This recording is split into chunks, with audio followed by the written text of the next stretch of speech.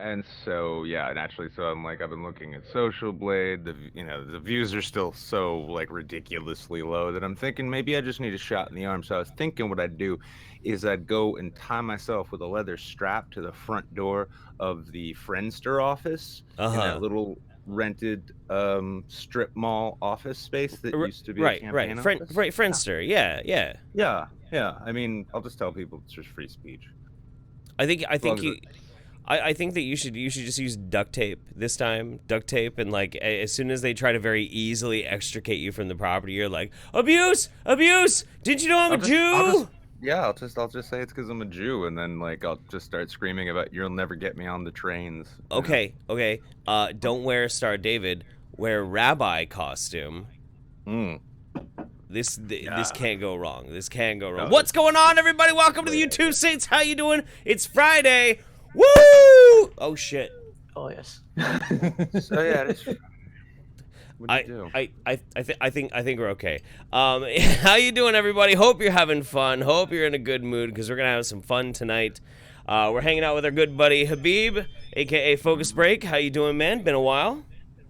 All good, all good. Although I would have a little bit of a different plan to get views. I would demand that every theater in the US would play my videos. Otherwise, it's against my free speech.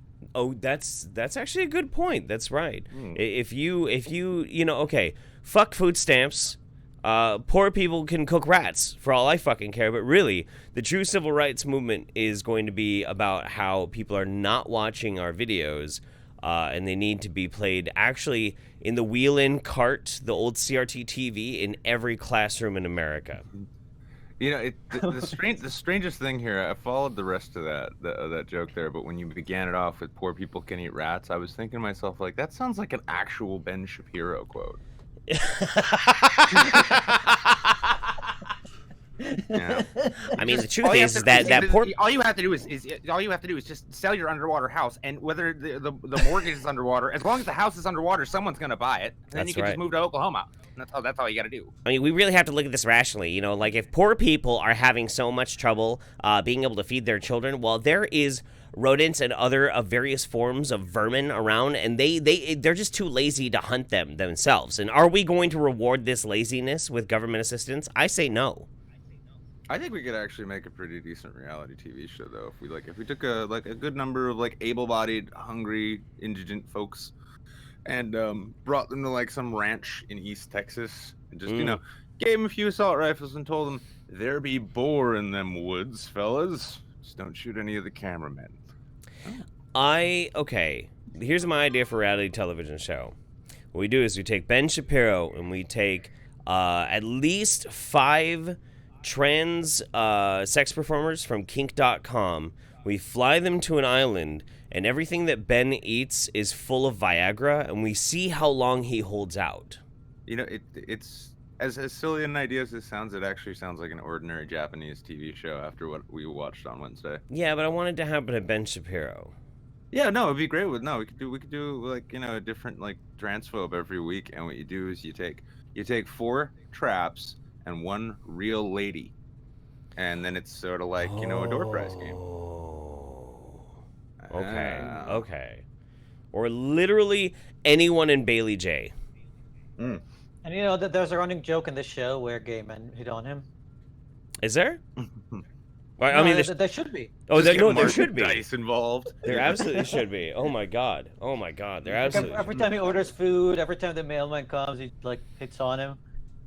I'm channeling Thurnovich tonight. By the way, he's got the gorilla smooth brain. I've got the gorilla hard body. Gun show. So yeah, I'm all about that right now. I'm in a really good mood. Oh. I'm a sleepy boy. I've been like, well, to be honest, like I've been a little bit stressed out because I think I swamped myself with a lot of work. I mean, on the project that I told you about earlier, and yeah, this is a nice break. I needed this. Oh yeah, it's kind of how we view this too, except it's also a job. I like work. I love work. Like today, I was like, I'm taking the day off, which means I'm not going to look at Twitter. I'm not going to research anything. I'm not going to stream. I'm not going to do anything until the Saints. and I spent the entire day doing nothing but research on my phone and packaging up hats, getting them ready to sell because I can't stop. I can't stop working. I love working. I can't. No, I mean, part of the work is fun. Part of the work is a lot of fun. Like I was watching because I was researching, and part of the research was like I was looking for early examples of sci-fi from different countries, not just the U.S. And I was looking at Japan and Russia, and I was like, what about the UK? What did they do? And I found this the earliest UK drama that ever survived. It's called the Quadmaster or the Quaidmaster Experiment. It's from 1953. Okay. 1953. And the premise is they were launching this atomic rocket, because they called it atomic at the time, with 3 astronauts on it. It was supposed to orbit Earth 3 times, come back, and just land in the UK. Yeah. Thing is, they lost contact with it. Something went wrong. And for like 10 minutes, they were in this like very cheap studio just trying to call on like actual like dialed phones, like, please respond, and nothing's responding. And then the ship just starts coming back, heading back to Earth. I love it. It kind of makes me wonder though, because like, you know, back in the 50s, everything was atomic, because atomic was like the new thing that was going to change the world. Yeah. Well, now, so this is a movie though. What happens? What happens? It's a 2-part short movie. I would say it's like it lasts for an hour from beginning to end. And okay, like long story short, to like like they were able to remote control it, separate the rocket from the shuttle, and the shuttle crash lands in London. And they spent a while trying to open it up, and after they opened it up, only one of the astronauts out of the 3 astronauts survived. He was delirious, he couldn't remember anything, and after some investigation, they found that the other 2 just pulverized right out of their suits. Oh, weird. Now, the thing that was intriguing to me, a few points, they made a huge point about a lot of the rocket scientists were German. This is 1953, post-war. The UK had a big paranoia about Germans. Actually, when they were talking to the guy, the survivor, who was like the youngest one of the crew, and he's a British guy, they asked him something and he responded in German, and they freaked out. Like, he didn't tell us he knew German. What do you like? Did you know? No, I didn't know. Did you know? No, I didn't know. And then they asked him something in German, and he responded quite clearly, and they're like, what the fuck, this is something wrong. Like, and there was this fear mongering about like Germans and anti-Germany, and the whole movie plays like an anti sort of like space exploration propaganda. Wow. Which is weird compared in the 50s, where in the US you had a movie literally called Cat Girls of the Moon or Cat Women of the Moon, where guys go to the moon and find hot girls, like they're not really dressed like cats, but you know, they're cat girls. Yeah. On the moon. Yeah. So wait, are you saying we beat the Japanese to cat girls in a sense? In a way, yes. America leading the way forward, every step of the way forward. That's like right. In the 50s, even the Japanese, the Russians, and everybody who was talking about space, Asimov was from the 40s celebrating space. How is like this came out of nowhere to me? Like, this is the 50s. I think it's fascinating though. That's a really interesting anthropological find though. Like, okay, so in America, when the Cold War was going on, we got McCarthyism and that kind of thing. I always did wonder if in the UK they had their own version of McCarthyism, centered around like an anti-German sentiment. Like, well, to be fair, I mean, like, you know, it's a safe thing to say that if you know a good portion, if not the majority, of the 20th century across the world was pretty much dominated by just nationalistic paranoia of one kind or another. If you got, you know, it's like that's true, which is totally different from today. Yeah, no, today everything's fine. Everyone's getting along, and freedom of the press and all that. It's all good. It might be different things though. I mean, it might be this McCarthyism kind of thing, or it could be just because of the BBC again. It's controlled by the government. They as much as they like to claim their independence, they always parroted whatever the government wanted. Right. And at the time, they were broke. Everybody was seeking space exploration, exploring this atomic energy, and the UK was like, we can't afford it. was it? I think it was an Eddie Izzard joke, perhaps. But it was like, oh, the British space program. It was a ladder. Like, yes, hello, Leeds. Yes, I can see over the roofs of many houses now. I'm getting quite high in the air. Well, I mean, that's the nature of fiction in general, but sci-fi's always been really good at, like, like, some of it reflects our hopes for the future, right?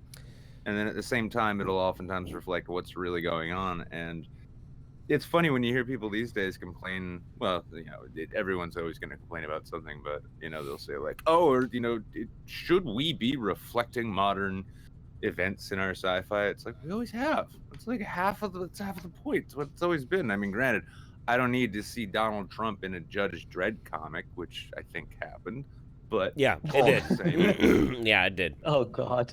Yeah. Jesus. Yeah. But see, I'm really appreciative of South Korean cinema lately. Like Train to Busan. Like honestly, South Koreans are overperformers. They outperform us in so many areas, like StarCraft and League of Legends. I'm still salty about it.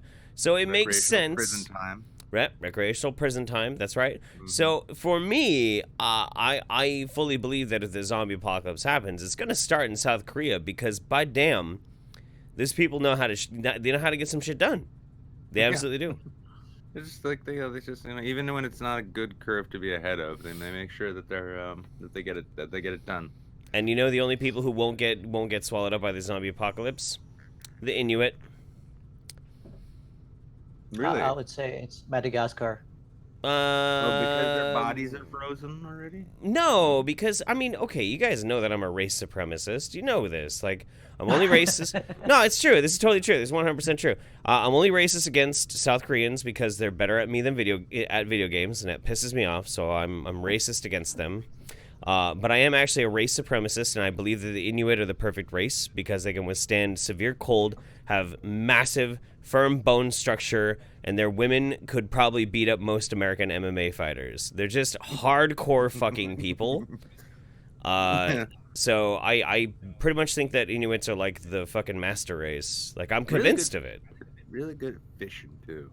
Yeah, well, yeah, dude, fucking Jesus Christ, you got a whole civilization that can live off of whale blubber and the cannibalism of their dead, and they can still hunt in modern times with fucking spears, brave sub-zero fucking temperatures. I would never fuck with an Inuit. What the fuck? I don't got a death wish. Fuck that. The only people that could maybe contend with them is like Tongans. Like if you. So this isn't a genuine sentiment really, as much as it's just you're hedging your bets in case they ever decide to organize and invade the Pacific Northwest. Look, all I'm saying is you want to be one of the collaborators, one of the good ones who puts the rest of who puts all the whiteys on the trains to be sent off to the camps. All I'm saying is if you take a temperate climate and you put an Inuit versus a Tongan, these are natives, native Inuit versus a native Tongan. That's a fucking death match right there. That's a bloodbath, and by damn, that would be interesting to see. What was that show? Ultimate Warrior, was it? Where they'd be like, who would win, pirates or ninjas? Deadliest Warrior. Deadliest Warrior. I think it's a tragic oversight that they never put that episode together. Well, I mean, Inuit fisherman versus average Tongan cab driver. Yeah. I can't even think of you can see it a lot in fighting games where I think Street Fighter started it, where you have like someone from each nationality and each sort of like ethnicity. Yeah. From this country, you have the Jamaican and you have like a sumo kind of wrestler, but I've never seen an Inuit in any game. Yeah. Ever. Well, see, like if they did Deadliest Warrior. Unless no, hold on. I think of someone. I can think of someone. Super Smash Brothers. Those guys with big mullets. The ice diggers. Ice climbers. Yeah. That's true. No, I think they were probably Swiss. That's different. Maybe. But like the thing is, so if like in Deadliest Warrior they would test out various different weapons and see how effective they are. With the Inuit, it would just be their teeth. Like a spear, a little club, and then their teeth. And they're like, well, we ran it through the computer, and the Inuit teeth just beat everything. Like, My fucking Yeah, god. That's why they weren't in Street Fighters, because like that's a cheat code you got to enter to just play on God mode, basically, right? I mean, if they were in Mortal Kombat, they also have the fatality match. Now, Rothgar the Dane says Inuit versus Mongolian, though. I'm not sure the Mongols are right up there. But see, the thing is, like Mongols are horse people in that the lower half of their body is a horse. So that's actually very true. Most people don't realize that. This is science. Yeah, Yeah. you're not gonna. They're like centaurs of some sort. Yeah. No. They like their human legs are superfluous at this point, and also same as the horse head. The horse head is actually a cavernous vacuole that has no actual brain in it. That's all one thing. That's all one thing. They keep backup arrows in there. So there's like it's a little compartment. Mm-hmm. Yeah. I'm glad that I didn't live through the Mongolian invasion, because you do know that they fucked their way throughout like Asia and everyone. They did. They absolutely That's did. why do you think why do you think Louis Laveau is known as the modern day Genghis Khan? At least online. Basically, is the dick still a horse dick or human dick? That's the funny thing about Mongolian dick. Jeff's an expert in the subject, by the way. both genders have them, and yes, it is a horse penis. Yes, that's actually very true. Yep.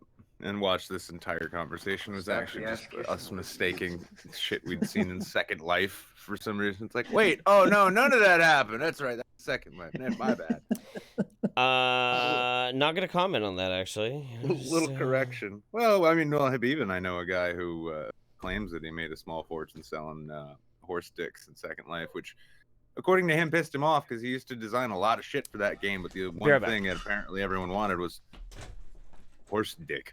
Seriously. So it's a great thing about it's like, well, like we said earlier, sci-fi is a reflection of broader concepts in society, and online gaming is a reflection of what people are really like when the shades are drawn. Well, I dedicated myself to this career, and I keep an eye on the markets, but I can't get digital horse dick off my mind. Yeah, I think when it comes to online interactions with social media, or especially in games, it's what human beings would act if there was no consequences for their actions. So Y2KNW, he's gonna give me an Obi-Wan moment here in just a minute. He says we ventured into a discussion on Doug Winger. Doug Winger, that's not a name I've heard for a very long time. Oh boy, you know what? I'm gonna tell everybody right now. Anybody watching this, do not look up Doug Winger. Whatever you do, don't go look up Doug Winger. Don't go look at his art. Don't do it. He's using reverse psychology on you guys. I just figured that out. No, I'm being totally sincere right now. Actually, don't do it. I'm not Googling anything. No, don't do it. Don't do it. All right, real quick. Jables Bigley says I'm running off an excellent high of a great pre-show. Thanks, Addy Monster, for joining us. By the way, Addy, I don't think Addy's here right now, but Addy needs to resend me their address because I have a hat for them. Trash Queen and King says first time watching. This is pretty fun. Good. I'm glad you like it. Jables Bigley says Deadliest Warrior was my shit until the Ninja vs. Gladiator episode. That was kind of lame. Just a reminder, by the way, guys, if you want to, you can always use Streamlabs instead of SuperChats because Google does take 30% of your motherfucking money. Just saying. And actually, here's the I regret not putting it in the news this week, but keep in mind that when it comes to Google taking that 30%, that means 30% of your super chat is going to censor the internet in China. China. Yeah. No, but 30% of it is going to censor Laura Loomer as well. Ooh. No. Ooh. Yeah, well, that's the thing is, because, Jack Dorsey decided he would launch his own personal show, and like I'm just grateful everybody thinks I'm Catholic on the internet. It keeps me safe. They do? I don't know. I don't really pay much attention. I'm just assuming. They assume I'm a Muslim, so it's fine. Yeah, you're a Muslim. I'm Catholic. Jeff is straight as an arrow. Everything is fine. So anyway, moving on. Let's get to our first news article of the night. All right. Oh, fuck me. This goddamn article. I swear to Christ. Let me make sure everything is all set up for this. It is. I didn't know which specific one to go with for this story. So no, I know. It's fine. It's fine. I'm not going with Salon. That's not gonna happen. Okay, hang on. I'm gonna get pissed. Internet trolls are threatening to report sex workers to the IRS. For those who don't know, this is also known as hashtag thought audit. Internet trolls are attacking women who have sexually explicit social media accounts and threatening to report them to the IRS in a viral online harassment campaign. Using the hashtag thought audit, the internet users, mostly men, are going after porn stars and other women who charge for subscription-only social media accounts, trying to get the IRS to audit their undisclosed income. One tweet promoting the campaign, posted by Twitter user Women Still Trash, has been retweeted over 20,000 times. I bet that guy's great at parties. You know, I bet yes. I bet that dude just slams so much vag. Holy shit. Oh God. Yeah. And oh yeah, there's also what is it? Dariush Valizadeh. Valizadeh. Yeah, I'm sorry. A blogger whose books are banned from Amazon over their sexually aggressive content has also been heavily promoting the campaign through his Twitter account. Right-wing firebrand Jack Posobiec, of course, who has nearly 400,000 followers, has also tweeted about the campaign. All right, before we keep going on this, I have some thoughts. Thoughts? Where? Thoughts and prayers. There we go. See, that's what this is how we can push back against this misogynistic hate campaign. Now, we need to get a hashtag prayers for thoughts.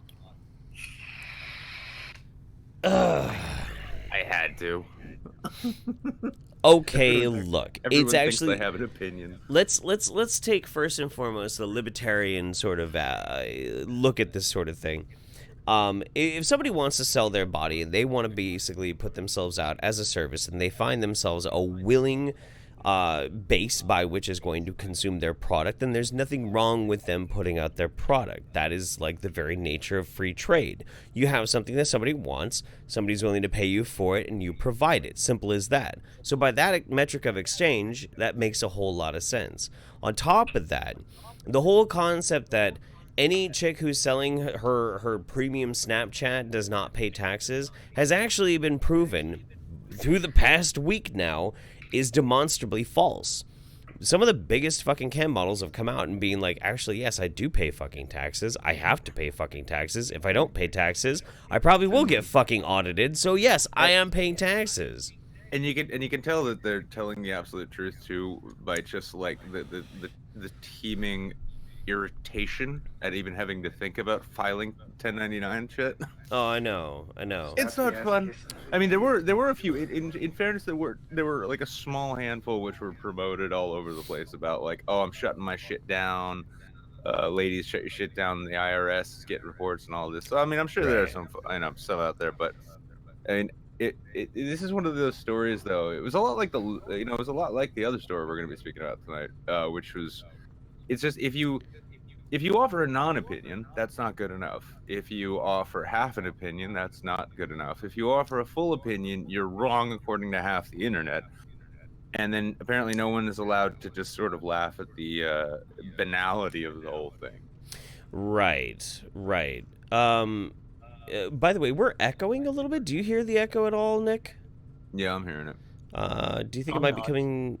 It might be coming through you, Habeeb. Do you outside of your ear cans, do you hear anything coming out from like maybe a different sound source? No? Not really, no. Okay. It could in theory be me. I'll be right back. Okay. Hold on, okay. I can change to my headset. The sound quality is not gonna be as good. Well, I don't think that's really what the problem is. Like test. No, it's still here. Test 1 2 3 test. I still hear it a little bit. So you can hear me again? Like, what are you hearing? I don't hear you echoing, but I hear me echoing. I hear you echoing too, and I just because I have studio cans that were Let me hanging lower up, the I volume a shut them little off. bit. Test, test. Test. All right, we're Habib's good. got- Yes, that's what I think. Habib's I got think. the- Yeah, I think. I the think. hearing of an octogenarian. Sorry. I Crank think I that shit put up. my headphones a little bit too loud. It's fine. Oh, okay. Yeah, we're good. Like, All right. Well, Jeff, if it's too loud, you're too old. Nibba. All right. So, many porn actresses and sex workers have turned to personalized content in order to make a living. Since so much online porn is free, performers have started to charge users for access to subscription-only social media accounts, often receiving payment through Venmo or cryptocurrency. Others will offer personalized videos. According to BuzzFeed News, some performers use sites like Patreon, a content distribution platform, blah, blah, blah. In some posts, the trolls claim to be reaching out to performers to inquire about the subscription, and then once they've made contact, they claim they have reported the women for tax fraud through an IRS whistleblower referral form. The form requires several bits of personal information for the subject, and it's not clear whether individuals are actually filling out the forms or just threatening to do so. Tax attorney Christopher Kirk told Motherboard that he suspects there's little the IRS can or would do with a report. So here's part of the thing. One of the reasons why this got so big. It's not just because you got a bunch of fucking cranky-ass incels who are complaining about Chads and Stacys. No. It's because some of the people who have been pushing this have this idea that you can actually make money by reporting thoughts on the internet, by feeding the IRS some information. Truth of the matter is, that's not the fucking case. They have to have made a significant amount of money for the IRS to even going to fucking care. They're probably not going to pay you out anyway. The whole financial incentive story, the narrative that people have been trying to push out is bullshit. It's totally bullshit. It's just petty fucking dumb shittery. It's dumb. It's just fucking dumb. It's because though, they're like bounty hunters on the internet, don't you know? Crikey! Criminals. It's a thought hunter. Criminals. Crikey! Look at here, there's this woman with her fake boobies trying to sell herself on the internet. Crikey, we gotta report her to the IRS. You fucking stool pigeon snitch bitch. Fuck you. Fuck off. I could see like a future campaign though. It's like I sent you, I sent you an IRS audit. Now please respond. That's pretty good actually. I don't know, man. The only I showed thing you that I did with that I campaign showed is you my taxes. Please respond. Go ahead, Habib. Yeah, all I did on that campaign is just laugh at them because some of the stuff that I found is just absurd. Like one of the guys, I took even a screenshot of his tweet. I didn't want to subtweet him or anything, but he kept tweeting at me because he was defending his stance. And this is what he said: examples of unreported, non-taxed earnings by women: premium Snapchats, OnlyFans, PayPal, FetLife Piggery, sugar daddies, boyfriends. So, ladies, if you have a boyfriend, you should be taxed for it. Okay. Dates and booty calls. Family. If you've got a family, women, you should pay because you've got a family. How dare you? Welfare. I don't get this. Like, if you get welfare because you can't afford stuff, No, you should be taxed. you have to understand. All because these guys have never seen vaginas, right? Doesn't mean they're not experts on the welfare state. And if you knew anything, you know that every woman gets welfare, every one of them. Also, cam whores and Twitch. So yeah. I think we're all going to be audited now because we're getting super chats. Look, I understand. I understand the impulse. I do. I totally understand the impulse. I'm not gonna sit here and be like, I don't understand why these people are so pissed off. I get it. I fucking get it. I totally do. It's kind of fucking annoying being a dude and being able to see like women being able to express their sexuality and make a good amount of money by doing so, because it's a lot harder for a guy to be able to do that. I feel you. Yeah, no, I feel you. I do. I totally get it. But you know what? Nothing's gonna change by just trying to simply punish women by doing this. Instead, I mean, like, fuck. Instead of this, gamers rise up. We gotta compel ourselves to the next fucking incel empire. Fuck that, dude. Flaunt your sexuality. Become the thought.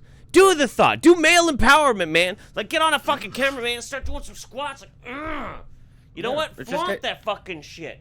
Get all fucking up in this. Sexualize yourself, you pricks. You lazy sexist shit. Do it. Fuck. No, I'm a perfect example. I mean, do you really think that I could like co-host a show like this and maintain a channel that gets literally like dozens of views? If I had talent, I mean, no. If I had talent, it'd be a lot easier. Instead, I just let women on the internet objectify me. Isn't that right, Maeve? Oh, Incester's here too. Good, everyone's coming here. Yes, yes, it's true. I hate to break it out to you, but Nick, your chat is showing me more love than they show you. No, it's true. It's true. Actually, I'm actually kind of heartbroken tonight because like the sexy ratings, like I'm comfortable being like a firm second place in the sexiness ratings, but then you get in here, Habeeb, and it's like suddenly it's like Habeeb, Nick, and now I'm in third. Well, it's like, you know, I'm sorry. The ladies they like that mocha flavor he brings. Well, if you want to commit to the ultimate goal of white genocide, you have to look this good. Yeah, that's true. That's totally true. Yeah, between the two of us, I mean, like, who can argue with that voice, right? God damn it! I will say though, I thought it was funny as fuck because like if you follow me on Twitter, you know that there are very few things I take seriously, especially if they're hot topics on Twitter. And I chuckled a little bit at someone who I still call it's Vadim. I still consider him a friend, even though he can be a bit sparky. But yeah, there was just so much tongue clicking and eye rolling of like, oh, it's so horribly sexist. And even when like ranting feminist shows up, she's like, oh, you can't, you're not acknowledging this. I'm like, listen, saying that incels and PUAs like Rushvi are sexist is like saying water is water. It's not a huge fucking leap. And honestly, there's like, I mean, I do think that I found a certain portion of people jumping out in like, you know, outrage, ire, defense mode on this shit too. Yeah, don't do that. That was just fucking silly too, because it's like he said, it's like Jeff said, like it's kind of a standard thing. The IRS typically, unless you already owe something upwards of like 10 grand in back taxes, they won't come after. Yeah, way more. Actually way more these days. Yeah, way more. More. And it's because like, you know, so this is basically like, keep in mind like this is just a big nasty accounting firm, and so they will do the sort of THX style cost effectiveness audit on themselves. Like they will stop pursuing a fugitive when it costs more to pursue them than they could get back from them. Agreed. And when it comes to, yeah, most of the professionals out there are paying the taxes. I think Philip DeFranco put it well too, that a lot of people who, you know, get into this new media market are really just dumbstruck by what goes into it on the side of having to like maintain your taxes, whether you're gonna file quarterlies, how you sock the money away. I mean, fuck, I'm not even that good at it. But I mean, if anything, maybe I'm going to take like the enlightened optimistic approach here and say that hopefully this was just a wake-up call to the handfuls of people who haven't been squaring their shit away. And if nothing else, it's just another example of what a pathetic bag of like dumb fuckery people like Rushvi and his unfortunate cult of followers really are. I have a lot of things to say, but I'm actually very happy because I will be helping to build a cam girl studio here pretty soon for a couple of friends of mine because they want to get into it. They're like, we're hot. People want to pay to like fucking check out our legs and shit or fucking jill off on camera. Fuck, whatever, it's cool. Like that'll help pay rent. I'm like, yeah, no, cool. I got expertise. I'll show you the ropes, show you everything. Like I'm into it. I don't care. Yeah, it's in no way is it like, you know, in no way is it actually also. Oh yeah, no, totally. Like, you know, yeah, totally. You know, maybe I could even direct a little bit. You know, I'll be off camera. I'll give you know what? Like, hey, you put that thing in her slower. All right. Oh fuck! I got the lighting wrong. Can you do it again? Maybe like Burt Reynolds from. We'll call it my tip. Yeah, I still don't, but I still don't understand like the love for Rushvi. Like the dude is girlfriendless, wifeless, childless. The dude just has absolutely no success whatsoever in life. except for proclaiming that he can actually achieve all the things he's never achieved. So I just don't fucking get it. Oh, I don't. well, no. I can explain that to you. It's pretty fucking simple, and it kind of gets back to what generally makes the internet and politics suck these days. Is that well, he's against feminism. He's against feminism, so clearly, you know, he's got something worth saying. 2016's calling. It wants its fucking. It wants its now, fucking memes back. I find it fucking hilarious though, just because like I've like looked at some of the dude's lectures, right? Just because I'm like, I can't believe this is a thing when I first came across it, and the kind of advice he gives people is fucking pathetic. It's like, go into a bar, basically stalk it like you're a predator, find a few women targets, right, and then post up somewhere where no one will notice you. And, you know, maybe, and just wait for your opportune moment to start. It's a motherfucker. Like, no, you don't wait until, like, her friends leave. You go up and say hi to her in front of her friends. Because it shows that you have balls. I remember that one. He went to the details, like, you stand behind some sort of, like, a pillar or something so she doesn't see you. And when she pays for the drink, you make your move. When she turns around to go back to her friends, she'll face you, and that's when you say hi. Fuck, like, right. Who does that? And Who the fuck does that? Well, and nobody does that. Well, I mean, Roosh maybe does that. And it's like, it's a funny thing because it's been like people, there's actually been some, I hesitate to call them studies, but I guess you could. But the average, apparently, if you go to a major metropolitan area, right? If you go out with the line, nice shoes, wanna fuck, I think the response rate is like 1 in 13. Like 1 in 13, if you just go out, I mean, the other 12 will react with everything from like mockery and derision to Violence and ire, and then perhaps that 13th might actually at least entertain the notion for a moment. But it's way more fucking honest to do that than to try and play some fucked up psychological game. It really is. Yeah, but I mean, if some kind of like twisted fuck like Roosh or any of these other like PUA bro types. And I'm speaking as a guy who does okay with women. I don't even need to go into that. But if you can take that straightforward, nice shoes, wanna fuck, let's say 1 in 13, then adding all of these layers of stupid complexity, which probably only like serve to help the sad incel feel as though they've got a grasp on what's going on, you're still playing probably to the same numbers, if not slightly worse numbers. Because, you know, going up and just like running the numbers game of like, all right, I'm gonna ask every decent looking woman I see today if she wants to have sex with me, and then maybe one will. And at least you'll still have your fucking self-respect instead of like trying to act like a fucking psycho. Fuck it, don't do that. I don't know. You say still have your self-respect. I don't think anybody who's ever gone to a PUA class or tried to learn anything from any of these goony fuckbags has self-respect to begin with. That's not true. That's not true. That's not true. There are a lot of people out there who are just very awkward. Dude, I'm awkward. I'm awkward as fuck. I go out into the world to go to bars and shit like that. I'm awkward and goofy, you know, and I have no reason to be. I have literally no reason to be, but I'm still a fucking weirdo. And I find it really hard sometimes to talk to people as well. But what it really comes down to is that you can either try and play some weird fucked up manipulation games, or you can just be a real person. And if it doesn't work, it doesn't work. So just ask more people or talk to more people, and eventually it'll fucking work. You know, you gotta fake confidence until you have confidence.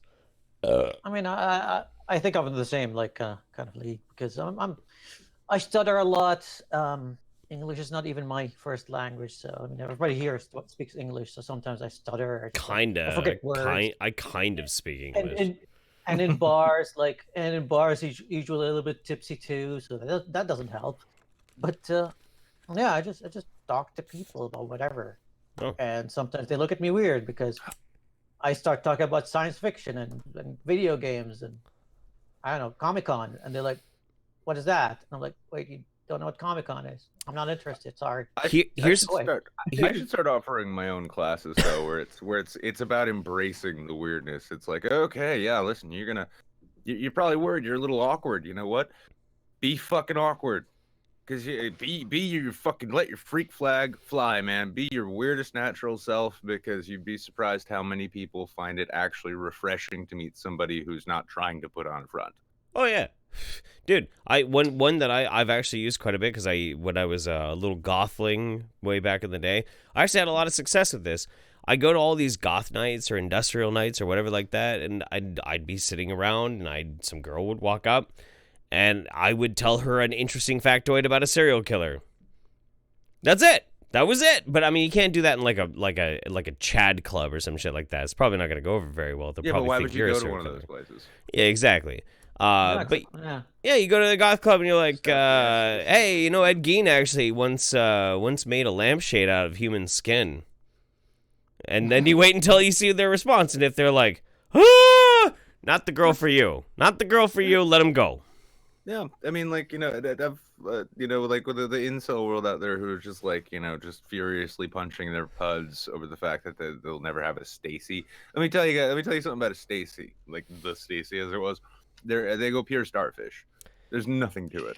It's pure starfish action. Yeah. It's bam, do your thing. Everyone's disappointed. You might as well just be married. Hot chicks aren't good at fucking because they don't have to be. Anyway, so let me get to Streamlabs real quick.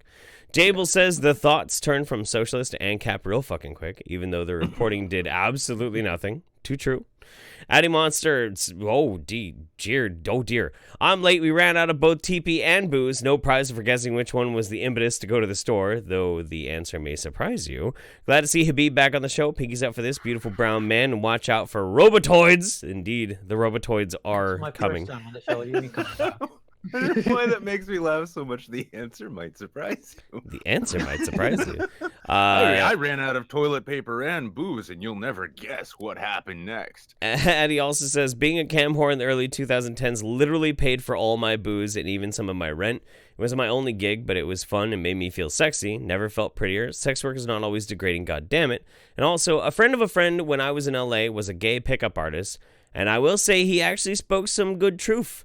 Fake it till you make it, and the rest will follow. It gets easier the more you do it. Even if you fail, you learn how to believe in yourself, so fuck it. Hey, Addy, I made your hat. I bought a pink marker just for you. I made your hat, but I lost your address, so you got to get a hold of me. So, just so we know. Actually, no, it's not that bad. Maybe that's the thing. Like, maybe there are actually, like, you know, pickup artist types out there trying to teach people how to do things, but maybe they do focus on those, like, confidence building things rather than just like, hey, here's how to be a weird and creepy fucking scumbag and hope nobody notices too quick. Yeah, fuck it. Whatever. Yeah, the thing is, like, from what I notice is that when you focus on yourself and just be yourself, it's much better than, you know, finding tactics like stare at her mouth and don't stare at the tits, and like find like keywords in her statement so you can ask about those keywords. Like, well, nobody cares about that. Dude, like, my success rate is much higher when I'm just talking casually to a girl, when I'm not really having anything in mind, like, I want to take her back home with me. I'm just like chatting because I'm having fun with the conversation, and then, you know, things start happening. I have a great secret weapon. When I'm like planning stuff, that never works. I have a great secret weapon. I really do. This is my secret weapon. It's worked every time. It has absolutely worked every time. So me and my friends, we used to do these things called rampages. Rampages were costumed bar crawls. You pick a theme, everybody makes a fucking costume. You know, you get like a few weeks to prepare, and then we all go out. It's kind of like the Santa pub crawl sort of thing, but sometimes you do something crazy, like a clown rampage, angels or demons rampage, the Grampage, which is great. Everybody was old people. But the cool thing about doing that is that everybody is in costume, and everybody looks fucking ridiculous. You look ridiculous. They look ridiculous. And you get as many people as you can to go. And everybody is totally emotionally disarmed because you're all being silly. You're all on a level playing field of being stupid. Stupid and fun. Then you stopped worrying. And you stop worrying. And you stop having to, like, I'm not myself. Tonight I'm Herbert or I'm Bonzo or whatever the fuck it is. It doesn't matter. You just, you wear a costume, and suddenly all that apprehension, all of that, like, I am such a piece of shit, melts away, and you know that that person feels the exact same way. And you're on a level playing field, and you can talk to a person like a person. It's actually very liberating. That's one of the reasons why I have, like, 2 trunks worth of costumes.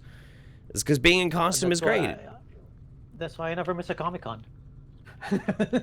Yeah, dude. Yeah, no, for real. Absolutely. Like, if you go to a con, make a costume. Even if it's a shit costume, like, it's liberating. It's wonderful. Yeah, it's Last Comic-Con I went to, I ended up drinking with a bunch of stormtroopers. I arm wrestled with a She-Hulk. Nice. I hit on a female Darth Vader. Mm-hmm. And I was like, what did you trick Luke with? Like, Luke, I'm your mama or something? Like, how did it work? To be fair too, Habeeb, I'm gonna guess like you probably bring your camera along to Comic-Con, right? Yeah. Yeah, well, that's the other thing you can also count on at Comic-Con is like if you got a nice camera and clearly know what you're doing, everyone in costume wants to be your friend.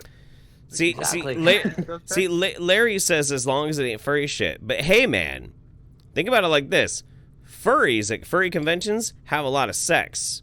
So I'm not saying you should go be a furry. No, that's not what I'm saying. I'm just saying they've tapped into an unexplored potential for the normie side that maybe there's something about costumes that can liberate you to get your fuck on. Because I tell you what, there is nothing more amazing than being strung out on a bunch of fucking ecstasy and mushrooms at the same time. You're still dressed like a clown. She's still dressed like a clown. You're balls deep in her, and she's screaming harder, Bonzo, harder. That is an experience I think everybody should have at least once in their lifetime. It's either that or LSD. You should do one of those. Both good. Yeah. Well, I did like the Lacey recently did a video on furries, and she talked to Adam from Your Movie Sucks. Yep. And I like how he pointed out, because I believe I've heard Griffin say it too. He's like, well, yeah, there are, I'm sure, lots of people who get to doing that stuff, but I don't think your average furry would actually decide to just muck up their $1,000 or $1,500 fursuit with sex fluid. Sure. I'm like, huh. Yeah, but the thing is, maybe they do have some sense. You seal the deal in the fursuit, and then you take the expensive fursuit off, and by then it's too late anyway. You realize how fugly you both are, and you just fuck anyway. You're like, whatever, fuck it. All right, let's just do it. What's the thing? It's about common interest. It's funny because I think especially like with the internet, it's like, there's that classic thing about the Facebook expectations, right? So you're just slaving away at a job you hate. You're not really getting any of your goals or dreams achieved, and yet you get to see all of your friends getting married and having babies and wonderful lives, because that's what people brag about on the social media, and it makes you depressed. At the same time, I have a feeling like, a lot, especially like these incels, are just guys who are awkward, guys who are people in general who have trouble relating to and communicating with other people. Like, they see all this shit from porn to whatever the latest post about like a relationship or hookup might be. Ooh. And they think it's like just the norm. Right. And so they get even weird. They even get more weirded out, and they get further and further away from that very basic fucking principle that if you can learn to be comfortable in your own skin, even if you've got terrible skin, you'll do just fine. You'll meet someone cool. Let's stop talking about fucking in fursuits. Let's move on. Hrothgar the Dane says, Jeff, if you love South Korean cinema, then you should check out Jakarta. It's like the American movie Scorched. Both are great. I'll have to check it out. Absolutely. Brainwash says, Nick is right about the self-respect remark, and everybody is awkward. Everybody has an ugly side. Concerning individuation, everyone is a work in progress. It is just all right being ourselves, and if someone like us for who we are is all that actually matters. I agree, man. I 100% agree. I have tried the tactics to get laid, and they don't fucking work. What does work is being your own goofy fucking self and just biting the bullet and just trying. Just fucking try. Just try. You never know. Just add a little thing to that. Even if they work for one night stand or something like that, you can't build anything out of it, because it's going to be just built on lies. You just pretended to be someone else. Yeah. What are you going to do? Like, keep the act up the entire relationship? Like, it doesn't work. It's not worth it. Then Barr has to mention Ella Grant. Okay, I'll pretend to be somebody else if it gets me in Ella Grant's panties. Wait, shit. No, I didn't say that. Don't clip this. Stop it. Stop it. Already clipped. No. Stop it. All right. Actually, Anyway, don't clip. Just clip the audio and then put that over Jeff singing above the valley mountainside from midweek. That's a panty melter. I did what? No, the opener the opener to midweek. Oh, hi. That's a fucking panty melter right there. Oh, dude. You just got to do that video yourself. You know how I melt panties? With a blowtorch. Next article. Yeah, we're gonna go from So we're going from creepy fuck bags trying to fuck weak ass Stacy's. We got Russia's trying to fuck Ukraine again. Left to go it alone, Ukraine's navy waits for Russia's next move. So I guess unless you've been living under a rock, Russia's doing Russia stuff again. It's really good at that. Seems to do it every 10 years or so. As Maxim Nosenko strides the decks of one of Ukraine's moored naval gunships, frozen in a biting chill that rips through the port of Mariupol, he's left to contemplate Kiev's unlikely response to the apparent bid by Moscow to annex the sea behind it. Inactivity. So it is just a side note too. It's interesting because with all of the high-tech warfare that we engage in here, for that the states engages in, and how it's ground war, and insurgencies. If you told me 5 years ago that there would be open and hostile naval conflicts, I kind of thought that was the thing of the past, but I was wrong because it's not our navy. Ukraine's navy has been told to stay in port at a heightened state of readiness in a bid to not further aggravate the Russian military, who appear to have free reign in the Sea of Azov all the way down to the Kerch Strait. Our superiors stopped moving and patrolling because of the situation, said Nosenko, a spokesman for the Ukrainian Navy. Right now, we are on a state of readiness and react to all situations. Now, I could keep reading this, but actually, I think the video would be the video is considerably more interesting because, fuck me, if this isn't the definition of open hostility. Yeah. All right. Let's check out the video. All right. Yeah, so for those who haven't seen it.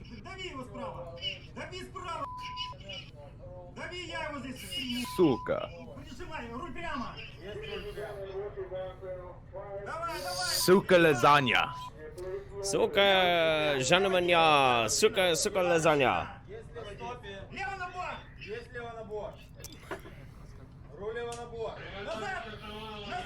He's excited.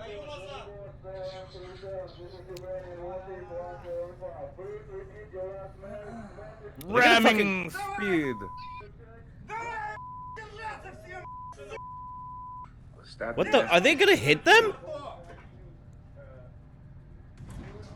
Holy shit! Straight up rammed him. What? It's just crazy, right? Wow. That's just insane. Mm-hmm.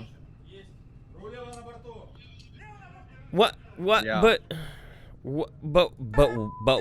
why? But why? It's a show of aggression. It's actually it's kind of classic naval show of aggression right there. But Russia's navy has been dispatched to annex the sea, and when they find a Ukrainian naval vessel, and that's not even a gunship or anything. But yeah, they find a new Ukrainian vessel and they ram it, and these are the kind of tensions and hostilities. I really wouldn't be remotely surprised if there have not been literal shots fired across literal bows at this point. Buzzkill. Yeah. Now the broad concern here is an armed force that has fended off the massively better equipped Russian military during a slow, relentless 4-year conflict.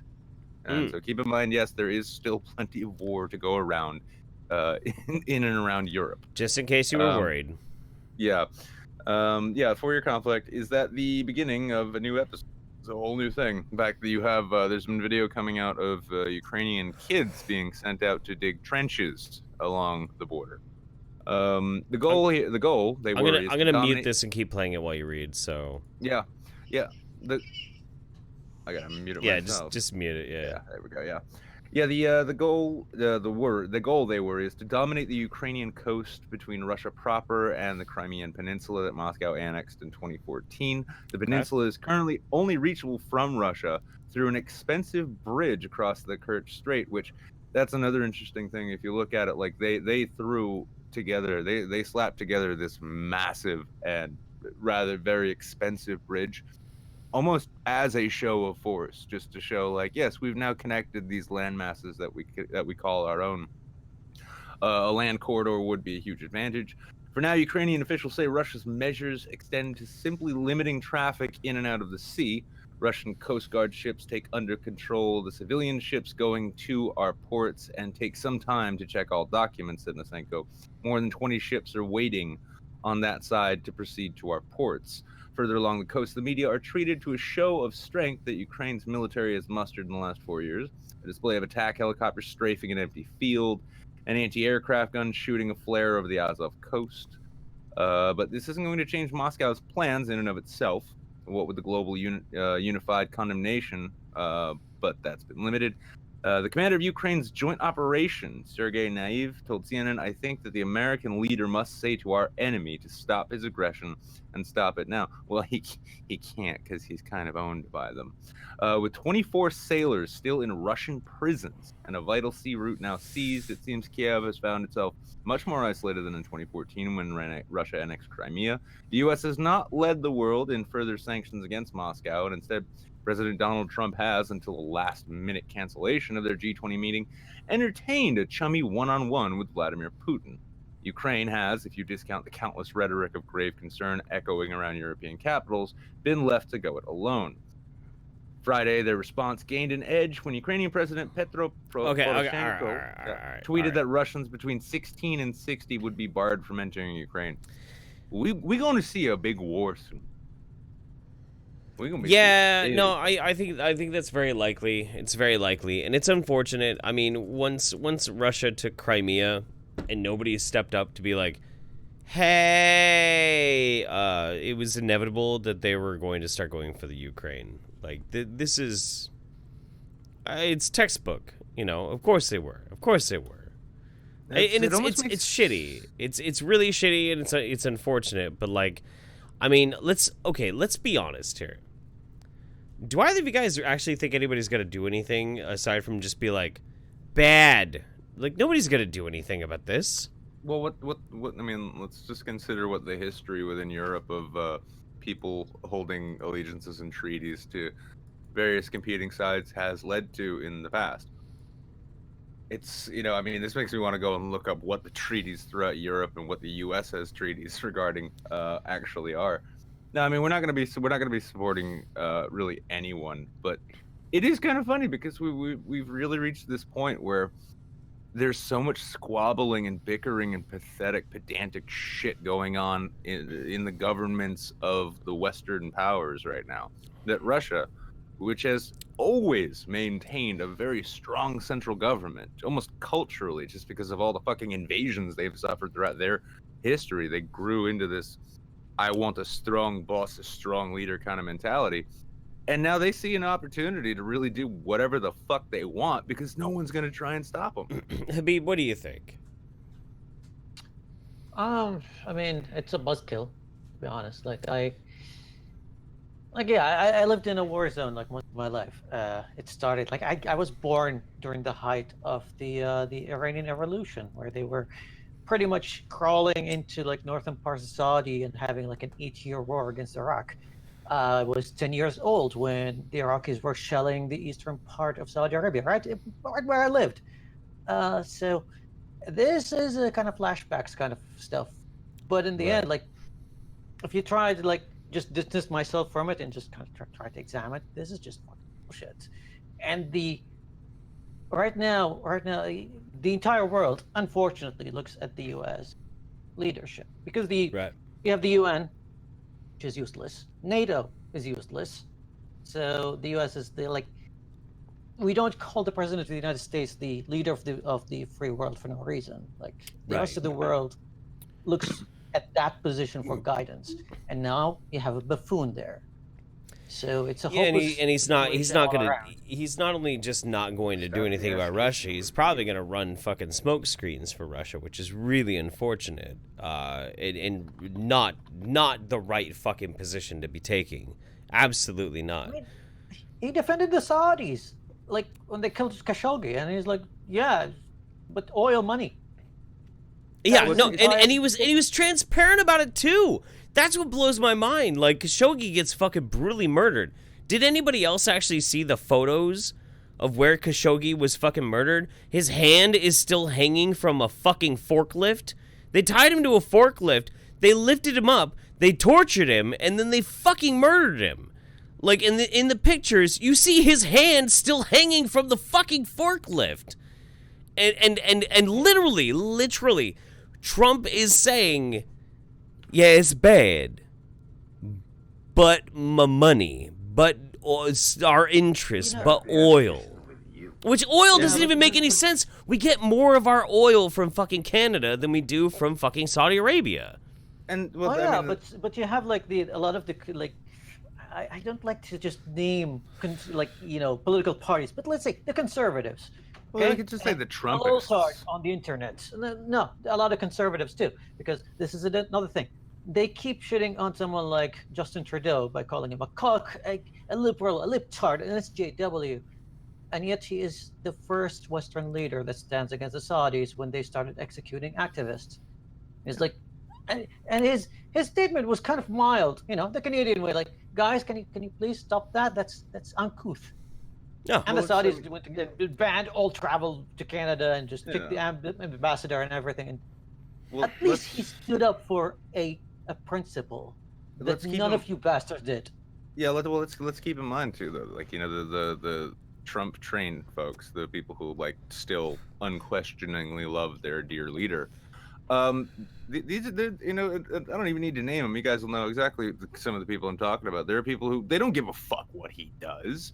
All they care about is that he owns the libs and triggers the snowflakes and all that other pedantic horse shit that has unfortunately come to define modern politics. And it's funny because the same people bitching about the creeping menace that is Sharia are perfectly happy with us doing major arms deals with one of the most Islamist nations on the face of the fucking planet, one of the biggest state sponsors of terrorism on the face of the fucking planet. But because dear leader is chummy with every like backwards, filthy rich monster on the face of the fucking planet, and he triggers the left, they fucking love it. I mean, it's fucking it's horrendous, and it is like I saw somebody in the chat earlier says, I for one welcome the coming nuclear fire. If I have one more person telling me I need to stop being so nihilistic, I'm just going to point them to any news item I see on a given daily basis. Except the next one. Right. I don't know, man. Like the whole thing is just a fucking mess. It's an absolute mess. You have convictions that you think people should hold, especially in America, especially in fucking America. Like, every people who didn't live through 9/11 and see how drastically everything changed. And I'm not even speaking about over in the Arab world, but in America, in the American culture, American culture changed overnight dramatically because of fucking 9/11. So you would think that the spirit of America would be very distinctly against certain types of fucking values. Yet those very same camps, political camps, who were very fervently against Islamism, who were very much against the potentiality of Saudi money funding like terrorism. This whole panic that we got into, like to the point where we literally have a defunded program for domestic terror because we're so focused on the potential of Arab Islamism in this country. You would think that they would be the loudest fucking voices saying, actually, when it comes to the Saudi government, we're not okay with this. But for some reason, they can't pull the fucking dick out of their mouth long enough to really think about this and say, actually, okay, I'm not cool with that. I'm not saying you need to change your values. I'm not saying you got to stop being conservative. Not saying you got to stop being Republican. Be Republican. Be conservative. Find your values. Absolutely. All I'm saying is that you can't forget so fucking quickly what was one of the most diametrically important moments in our fucking country. Something that your camp yourself helped to define where were we going to be moving forward. That paranoia, that panic, that fear. You can't just throw it aside because some fucking jackass is like, yeah, but they give us a lot of money. Fuck you! Fuck off! Are your values so weak? Are your convictions so fucking shallow that it means nothing to you because some fucking random ass jackass who's all about fucking real estate says like, but they give us money. Fuck you! Fuck off! Don't forget, Jeff, though, that that this is also a fight against authoritarianism. Fuck off! Fuck! Yeah. Fuck you! Fuck off! In his campaign trail, he was like, "Yeah, let's re-examine our. Yeah, let's examine them because Hillary's in Saudi's pocket." When he got inaugurated, the first thing he did, the first trip he took, was to Saudi Arabia, and he bowed to the king. Of course. And what did everybody get pissed off at Obama for? Bowing to the Saudi king. Trump goes over there, one of his first fucking trips, bows to the Saudi king. You fucks. You fucking cucked pieces of shit. Fuck you. Come on, man. If we're gonna lose the soul of our country because of an act of terrorism, you don't get to forget that. You don't get to fucking forget that. This is our world now. I'm sorry, but this is where we live. This is who we are now. And you can't just like wipe it away and be like, but he fucking triggers the libs. Fuck you. Fuck off. Grow a fucking spine. What the shit? I can't wait for the last liberal to tweet again about it from his kennel in the corner of Jordan Peterson's bedroom. Anyway, All you know same. what? That was depressing, but we got something to bring your spirits back. Ladies and gentlemen, welcome to the Buzzkill Saints, where we'll proselytize about fucking politics. Jesus Christ. Well, I'm really glad my opinion, so I gave it. I'm sorry for the rant, but say. No, dude. I feel it. I feel it too. All the fucking time, man. I feel it all the time. Pisses me off. And I'm pretty glad actually though about the way that I managed to stack these news items though, because I think this next one is something that we can all be actually happy about. But first, Gabby G Wiz, our good buddy Gabby, miss you Gabby, says, gotta be organic and give chances a shot. Tips can help, but you gotta still be you. When it comes to incels and dating and pickup, absolutely, 100%. Addy Monster says, I'm not fucking surprised Trumpy bum is buddy-buddy with Putin on this. He said a fucking despot loved his people. Let's all lean back in our gaming computer chairs. Only $3.99 and signal how much we dislike this. Oh, and by the way, check out Edu Birdie, link in bio, okay? Rose Artist says, love the show. Thank you very much, Rose Artist. We love you too. Addy Monster says, the conflict of interest is clear. Orange Man bad, blah, blah, blah. Yeah, but seriously, I survived 8 years of George W., and this is twice the shit show in half the time. For real. For real. I never thought that whole classic "Miss Me Yet" meme. Oh my god. Kinda. At least there was something stately in front of all of the nasty, terrifying, Machiavellian, why is Dracula the vice president kind of things. Okay. All right. You know what? Let's do something fun. I'm getting dragged down and beaten up. So let's get something positive. Let's move in. Oh no! Oh no! What happened? Oh no! Oh, it happened again. What? It did. It happened again. Larry Kubiak with 100 bones. He says, "I'm sorry, but this needs some more weeb shit, gentlemen." Gentlemen. Oh no! Shall we take a break from the news for the weeb shit? No. No. The weeb shit happens now. Yeah. It does. It does. And it's always it keeps getting. Oh no! It keeps getting better and better on it. This is good stuff. All right. Well, make sure and unmute your My Circle boys, because it's time. It's time. Ladies and gentlemen, it's almost becoming like a fucking segment on the show. But ladies and gentlemen, it is a Larry Kubiak weeb video of the night. Here we go. 使って勉強します。じゃあ教材ビデオを流します。マルコ・ポーロを英語で学びましょう。マコルポロ。セブンティーン、マルコ・ポーロ。You Hang on. I don't even know what he just sent us. But I have a feeling this is going to be magical. I need special glasses for this. What should I wear? I'm going to wear... Okay, these. All right, here we go. All right, let's go. Let's do it. You S S S S S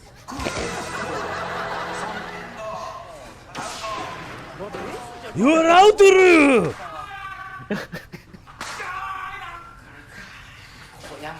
山ですね。Most of your notion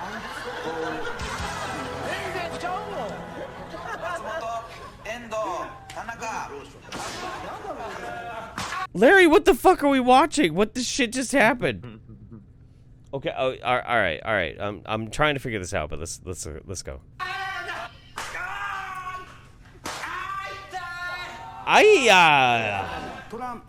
trumpet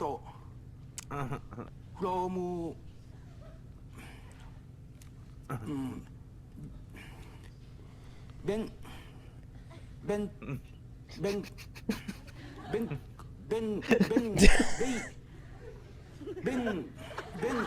Venice! From Venice! From... In fairness, this is basically like me trying to read any terms of service. So. Oh boy. Ben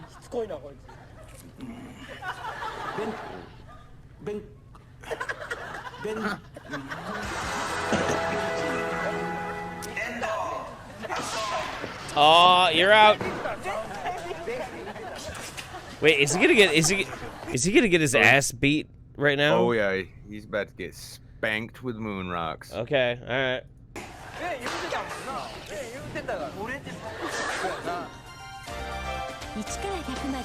Let's count to 100 in English. Okay, all right. 3, 4, 5, 6, 7, 8, 9, 10, 18, 19, 10, 10, 10.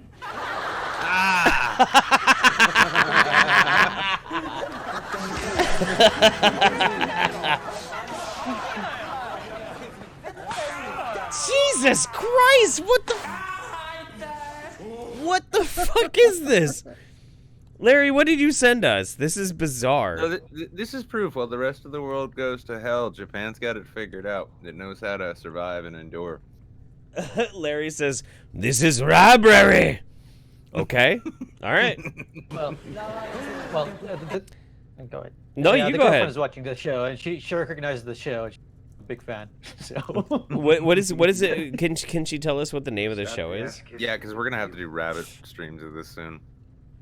All right, I'm gonna ask her. She's like, it's that comedy Japanese show, and I'm like, yeah, I'm sure she knows what Okay, it's called. all right.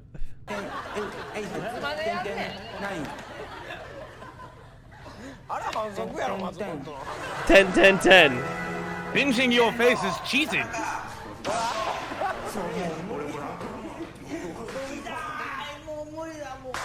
Jesus Christ! 10, 10, 10, 10, 10, 10, 10, 10. Wasn't wrong.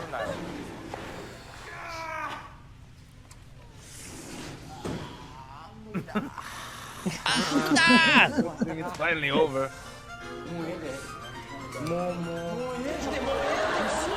We've had enough. Oh no. Okay, let's say days of the week in English. Let's okay. All right. Days of the week in English. No way this will go badly. Sunday. 分かってるとこがあって。 Can I just say the ones I know?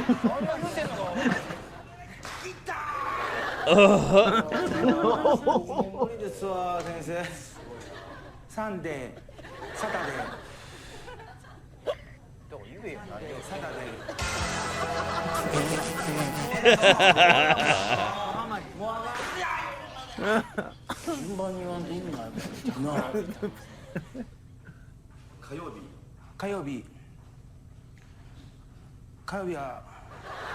Caviar? Caviar is not a day of the week, guys. I feel like I feel if we do like I'm gonna say like 3 more episodes where we watch these things, and I'm gonna know as much Japanese as PewDiePie. Caviar is the day of the week between ceviche and otonogage. And Friends Day is. Yes, Friends Day.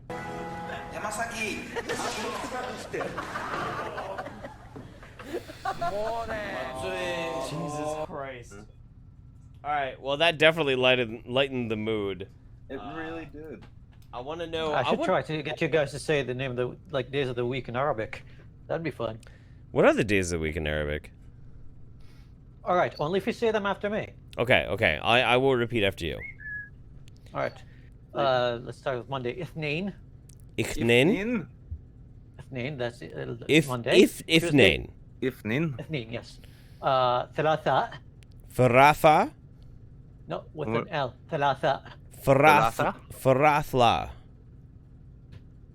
Okay. Bakakun? Wait. Arba'a. No, say Arba'a. Akba? Arba'a. Arba'a. Arba'a? Yeah, well, Nick got it. That's Wednesday. Khamis. Hamis. That's easy. That's Thursday. Friday is Jum'ah. Juma. Yeah. Jum'ah. Saturday is Sept. Sept. And Ahad is Sunday. Ahat. Yeah. Okay. All right. Well, there you go. All right. You pass. You don't get a spanking. I was all right except for Wednesday. Wednesday I got all fucked up. What was Wednesday one more time?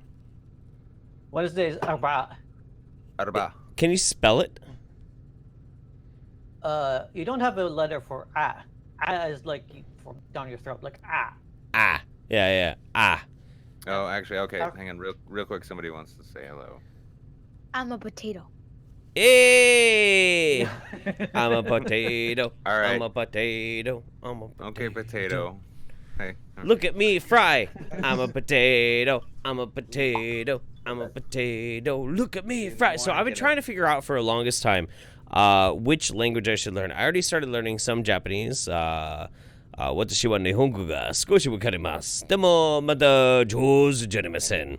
Or to learn Arabic or to learn German, and I still don't really know which one would be the most useful. Let's say learn I used Spanish. to teach Arabic, so if you need any help, let me know. Maybe I should learn Arabic. That'd be interesting, you know? Because, I mean, like, we're friends, we're buddies, we talk all the fucking time. Like, I could at least tap you for, like, yo, how do I say, suck my fat dick in Arabic? And you would say... Masayri. That's it? That's it. There's one word in Arabic that means suck my fat dick. It's actually 2 words. Like most Airi. Airi is like a fat dick. So it's like my fat dick. Dude, what the fuck kind of enlightened people have I not been hanging out with where they actually have like one word that means fat dick? Jesus. I think this is the thing. Like our curses though, like we don't use that as a curse. Like our curses make no sense at all. No sense. Like what? If I wanted to upset someone in the street, I'd be like kiss ummak, which means your mom's pussy. And it's just that. Like anyone else, like anyone who's not from this culture, would be like, so what about it? Like, mom's pussy, so what? Well, like, yeah, my mom's pussy, but what about my mom's pussy? Like, can you be more specific? Is it hairy? Is it big? Is it like what's wrong with it? Like, dude. I'm just drawing attention to the fact that your mom has a pussy. I'm just you know. Oh, it's like, well, no, but is there an Arab term you could use to say your mom's dick? I mean, you can say air ummak, but it makes no sense. that would probably go. It's like it wouldn't really upset anyone. It just make them like it's the thing about curses. Like when I'm traveling all around, like yeah, you have some essentials like for example, like fuck you, or oh, I would fuck you, like that kind of stuff. Like it's common almost all around the world. Right. But you have some weird curses. Like at least in my little village where I grew up, ilhaq ummak, which means follow your mom, is a curse. Follow and your when you mom? start, like, yeah, just follow your mom, ilhaq ummak, and it's like, huh? Yeah, and when I was a kid, I got upset when people say that to me, and now I'm just thinking about it. I'm like, why did I get upset over that? Like, it's like the next village over. The way they it's like, oh yeah, tell it to the weatherman. I guess so. Addy Monster says, we need to pull up the clip of Japanese reverse binoculars soccer. I wish I had the $100 to force Daddy's hand. God damn it. I tell you what, Addy, I can't pull it up on Discord because we're using Discord right now well, actually, I probably could anyway. Send it to me in a message on Discord, Addy, and if we got time, we'll take a look, okay? Because it does sound really interesting. Let's go to a positive story. We're gonna have a positive story now. So we went from thoughts and incels to Russian geopolitical shit. Great choices, Nick, by the way. Now we're gonna go to no. Now we're gonna go to NASA's InSight mission has touched down on Mars to study the red planet's deep secrets. Yes. I say this often. I just really do wish that I could go back to like the 50s or 60s and tell them that by the year 2018, Mars will in fact be entirely inhabited by robots. Oh, I know. Yeah. No, I was streaming on my Twitch channel, twitch.tv/RealJeffHoliday, by the way, when the Mars lander actually touched down, and it was honestly kind of a monumental experience. I got really choked up. We were watching the whole thing. Can I just address the chat? Eddie Monster, beautiful. Thank you very much. You humbled me. Yeah. Addie's pretty great. Addie's amazing, and I need to get that pink shitlord hat to her as quick as I possibly can. But no, it was amazing. It was a really good feeling because we have had a lot of haphazard missions that didn't work out very well, and things got all fucked up. But this one touched down like perfectly. So let's read about. You're talking about the BFR mission. This is the recent InSight lander. Just landed like 4 days ago. Yeah. Okay. Yeah. So the InSight. How many of our robots does this put though? There's at least 9. Of ours? I want to say, yeah, of ours. No, there's like at least 9. Yeah, I mean, I looked them up. I mean, Pathfinder was there since the 90s. Yeah, Pathfinder was there since the 90s. 97. Curiosity has been there for a long ass time. Phoenix was there for a while, but I think Phoenix is inactive. There's a lot. I just can't wait for one to become V'ger, you know? V'ger. We need bald chicks with probes in their throats. Anyway, so the InSight lander, NASA's latest foray to the red planet, has landed. Cheers erupted on Monday at the Jet Propulsion Laboratory in Pasadena, California, which operates the spacecraft, when InSight sent back acknowledgement of its safe arrival on Mars. That was the end of a journey of more than 6 months and 300 million miles.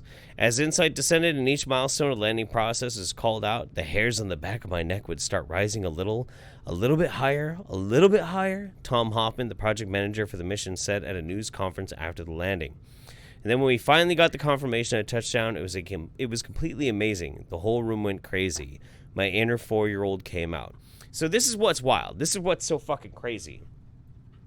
Why this is such an incredible experience is you have this object that was launched from our planet in the perfect trajectory to get to Mars at the exact right fucking time.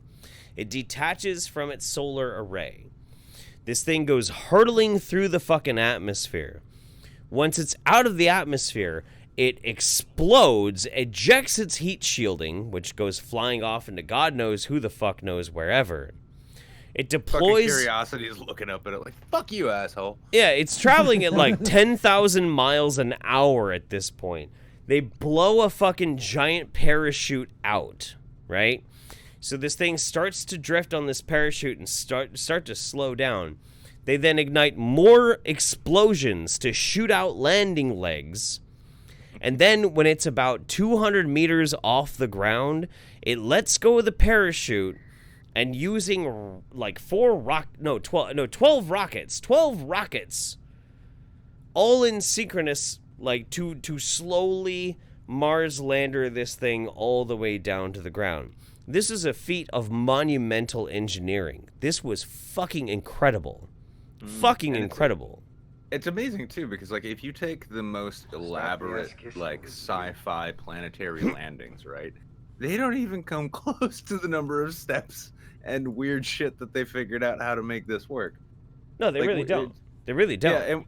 Yeah, and I love the notion. I love just the raw visual notion you get when you think of this spacecraft just hovering down to the planet's surface with these 12 rockets firing.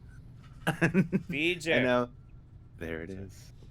Is it fine that I personed them? Like, I can never refer to one of those rovers or, any kind of foreign object that's on Mars right now as an it. For some reason, I always person like I call them a she. You use them. Like, You use sure. their preferred pronouns. Is it weird?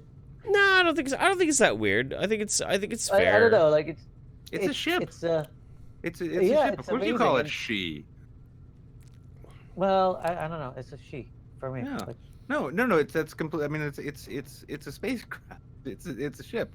You call ships she because they're you got to give them a little personality. You got to refer to them because the thing is too is like that's the thing. If they encounter any technical difficulties, any glitches in like the transmissions or anything like that, the people at Mission Control are gonna be like acting up again, acting finicky. It's like, oh, it's not a malfunction. Sure.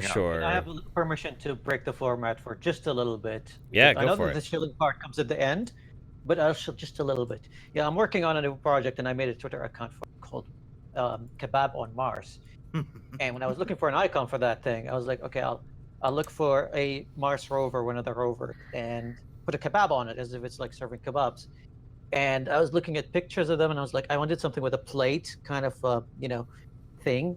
Like, just solar array. But most of them had like solar arrays positioned weirdly until I found the Pathfinder, and I found a couple of pictures of her. And I remember my reaction when I found that photo that I wanted. I'm like, oh, she's so beautiful. The cutest little thing. Yeah. Oh yeah. I just stared at it at all. Like, this is the cutest thing. I think you might be robosexual. Maybe. That sounds a little erotic, to be honest. Yeah. It's just a marvel of technology, and this is our frontier when it comes to space exploration. It is. Because most of the other probes that we launched, we've got New Horizon that's all the way far away up there, but it's not an autonomous thing that is roving around on a planet taking pictures and digging through rocks. It's a different kind of feel to it. It is. It absolutely is. Yeah. Well, it's neat too because I mean I did see today. I'm not sure if it's been fully confirmed, but NASA put out a statement actually just last month, saying that they are very much dedicated to sending us back to the moon, sending people to the moon. And I hope so. I hope so. And well, if we get that going, I mean, here's the thing: imagine if an entirely new generation.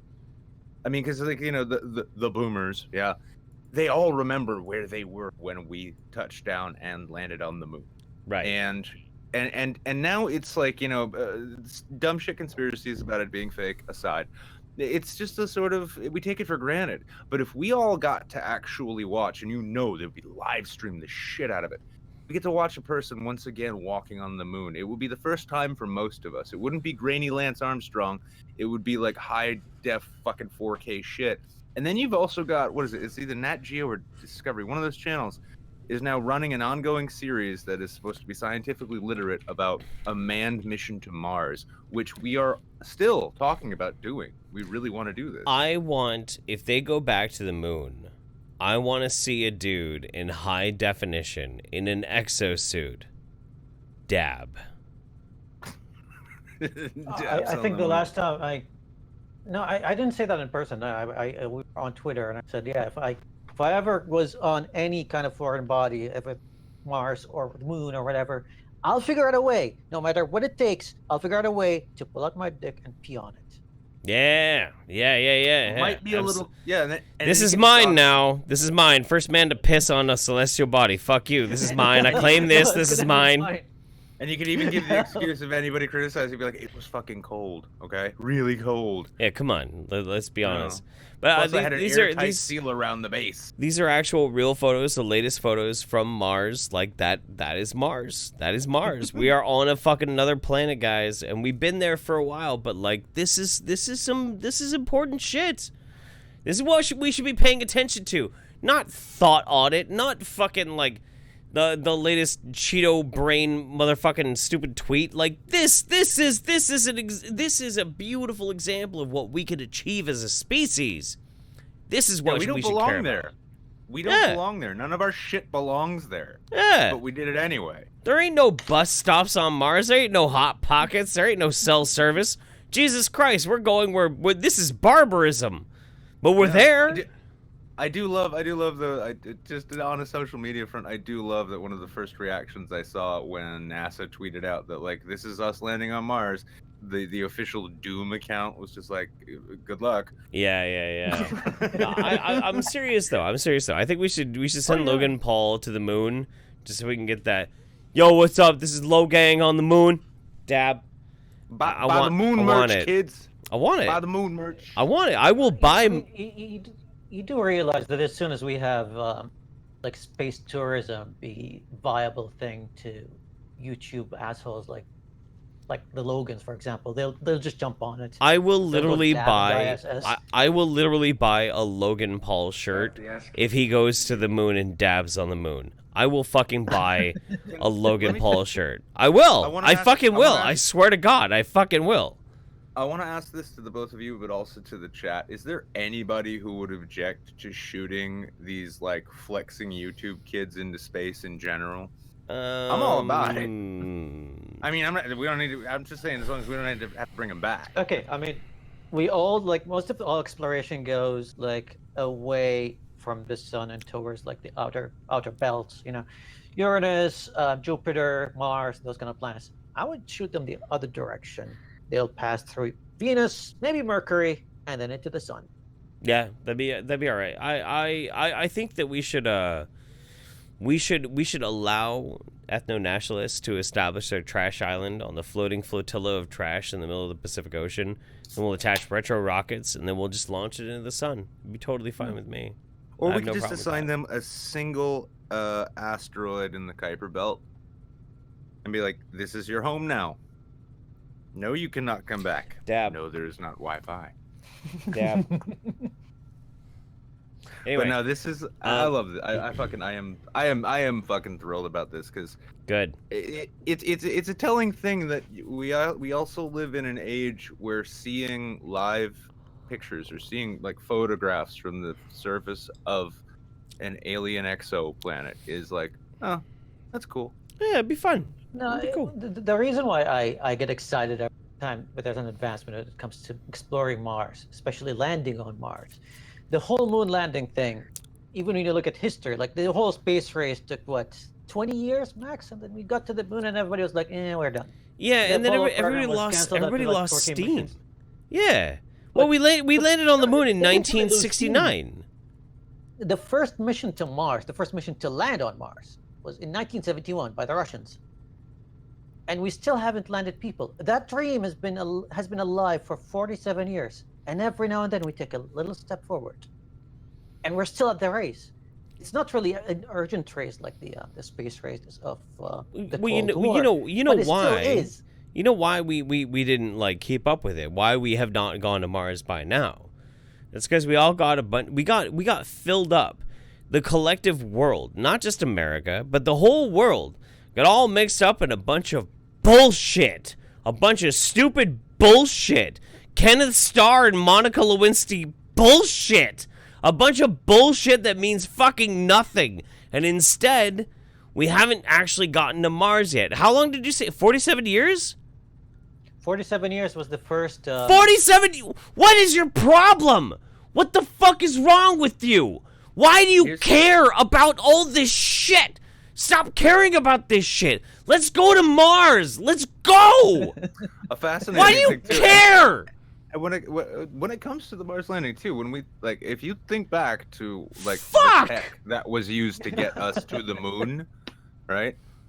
Like the tech that we had to get us to the moon, it's fucking Stone Age by comparison. I feel like I want to kill myself. Fuck me. No, Well, don't, because then no, you'll no, never no, see us get to Mars. No, here's the thing. Like a return trip from Mars is 10 times more complicated than a return trip from. We've had 47 years to figure it out. Come on, man. Oh no, Oh, yeah, we'll get there. My point here though is that like you take all the computing power and technology that was on all of our lunar landers, all of our efforts to get to the fucking moon.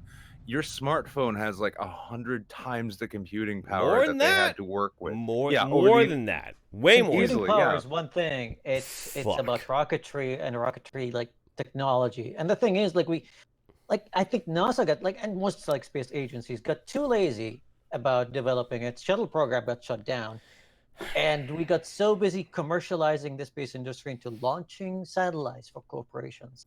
And that was the entire focus, just commercializing it. Nobody was pushing that frontier, except even the Brits made it to Mars, by the way. And 1999, Yeah. but they failed the landing. Well, like the Brits, they had no my idea what dad. to do. Wow. My dad studied nuclear physics at Cooper Union, and like the Brits when I are asked him what his good at anything. well, when I asked him what his dream with that was, and apparently this was just the common zeitgeist for your sci-fi nerds who went into science back in the 60s, especially after the moon landing and everything, was they were dreaming that by now we'd have like gravity catapults to get us off the surface, that we would have like maglev accelerators that would just basically get the launch initiated. And we're still using what are kind of effectively these big, crude, dumb rockets. Like we haven't even tried to like think about different ways in which we could create like launch vehicles or launching systems. I'm really upset right now. Why? We landed on Mars. Don't be upset. We landed another beautiful robot on Mars. Insight should have happened 30 fucking years ago. Listen, dude, just because it should have happened before, you shouldn't be upset when it actually happened. I'm upset. Now, I mean, I know, and even the social media censors shit on Elon Musk a lot. And I love the guy. I hate his social media presence because he acts like a buffoon sometimes. But god damn it, that BFR is amazing. Yeah, no, that's true. And to have someone like Jeff Bezos trying to push it, and commercializing it in a way where the corporations now and the mega rich are actually doing stuff to advance that frontier. I will say that is actually, I'm with you on that. I find that very exciting. I think all of it is very exciting because if we can't trust that our elected officials can actually pay attention to the fact that we need the space program, a bunch of rich pretentious assholes are going to be the people who get us into space. Fine, fuck it, I'll fucking take it, dude. I don't. Can I redirect my taxes towards a space program headed up by Bezos or fucking Musk? I don't care. I don't care. Like a public-private partnership would even do, because get us the fuck off this rock. Get us off this rock. Here in the U.S., how did we manage to get the railroads built to reach the far west? I don't know. It was slavery. Private companies. No. I mean, kind of. No, but not really.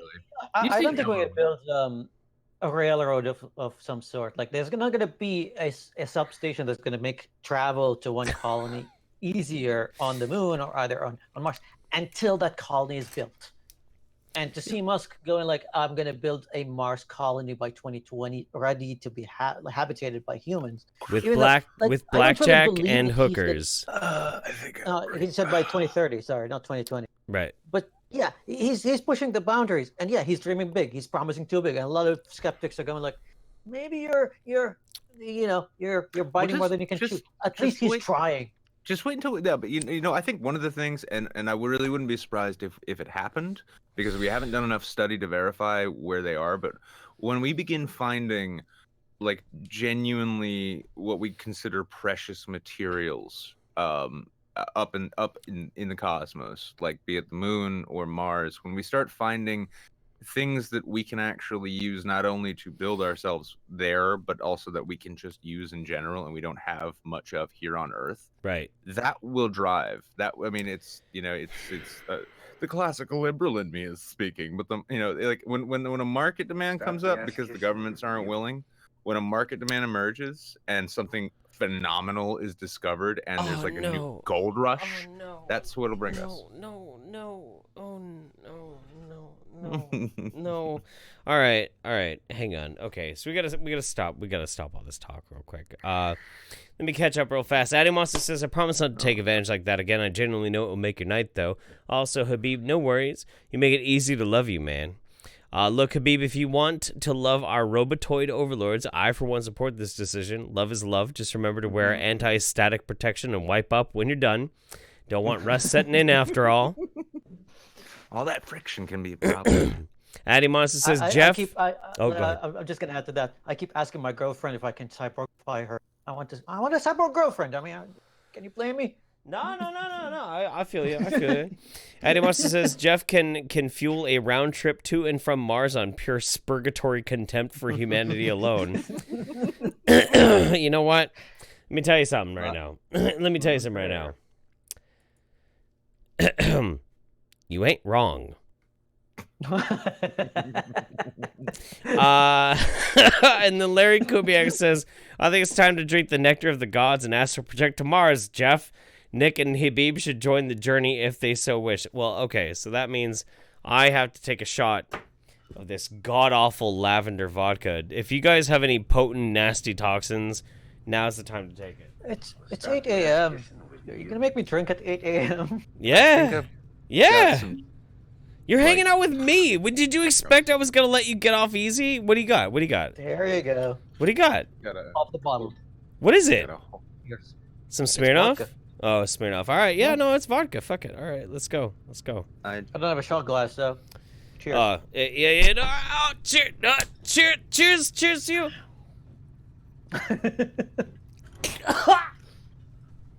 Yeah. It's like a potpourri poo monster just pooped in my mouth. It's so weird though, because I can still remember a time in which I was the really drunk one on the show. I'm sober by the end of each show when we're landing on Mars.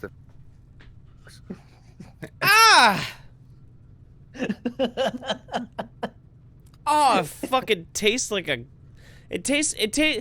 Okay, you know what it tastes like? It tastes like Cookie Monster contracted HIV, but he also decided he was gonna fucking take a diet of herbs and grilled cheese sandwiches. He let it brew in his stomach for 6 days until finally he had to take a laxative to push it out. And when it finally came out, he just shit right in my fucking mouth. Oh. Grilled cheese, garlic, onion, and cilantro sandwiches every day, all day. Fuck that my. That actually sounds pretty good. Balls, dude. I hate that shit. All right. Okay, maybe I went a little bit overboard on that one. And I was feeling bad for drinking Smirnoff. I'm like, I don't have anything better. Oh my god. I feel better now. Jeff lol at Jeff drowning ode to toilet. The toilet. Why am I always drinking poison? Like, okay, I have really good scotch, but I'm trying to save it for very special occasions. So I'm just waiting for the day when we see Jeff puke live. I have puked during an episode of YouTube Saints. Twice. I think haven't we both passed out at least once? Yes, I have passed out during Saints once, and you've passed out during Saints once. At least once in my case. I'd like to say that I remember that season, but no, you the don't. fact that I don't. No. That was a bad night. I did come back to the camera after I knocked out. You did not. I puked twice. I puked twice while doing the show. I still don't believe TJ Kirk was ever on the show. He was. I was there. I didn't see it. Didn't happen. So I'm gonna take the Ben Shapiro and global warming approach here. Anime Moon says. I don't believe that. Ethno-nationalist in the asteroid belt, Nick. Do you want filthy Zeke's, Nick? Because that's how you get filthy Zeke's. Rest in peace, Yu Yamamoto, co-writer of the original Mobile Suit Gundam. May you enjoy that Gundam joke in the hereafter. Pinkies up. Pinkies up for Yu Yamamoto. Absolutely. Original Suit Gundam. Not bad. Not bad. Good stuff. I myself am an old fag of the internet, so I love Robotech. Which, by the way, like, you guys know how much I hate anime, but I did discover that Robotech is now on streaming services, and I have started watching Robotech, like old school Robotech. So you're like everyone else who says they hate anime. You just a certain anime, and then you love some others. You know what? I'm like that fucking guy who's like, yeah, you know, you kids with your rock music and your tattoos and your whatever, come on. But by the way, hey, crank that, pour some sugar on me. I love that shit. It's my jam. I'm kind of like that with anime, you know? Yeah. You know, people are like, oh, have you seen this latest, like, fresh fucking hentai? And I'm like, watch some La Blue Girl and get on my fucking level. Fuck you. What are you talking about? People who say that I hate anime is almost like someone who says that I just don't like books. Like, I just didn't find the book that you like. Yeah. A quick side note too, actually, because that was a solid pinkies up to a creator who made something amazing. But on the 26th, actually, Steven Hillenburg, the creator of SpongeBob, died. Oh yeah. So pinkies up. You know, SpongeBob.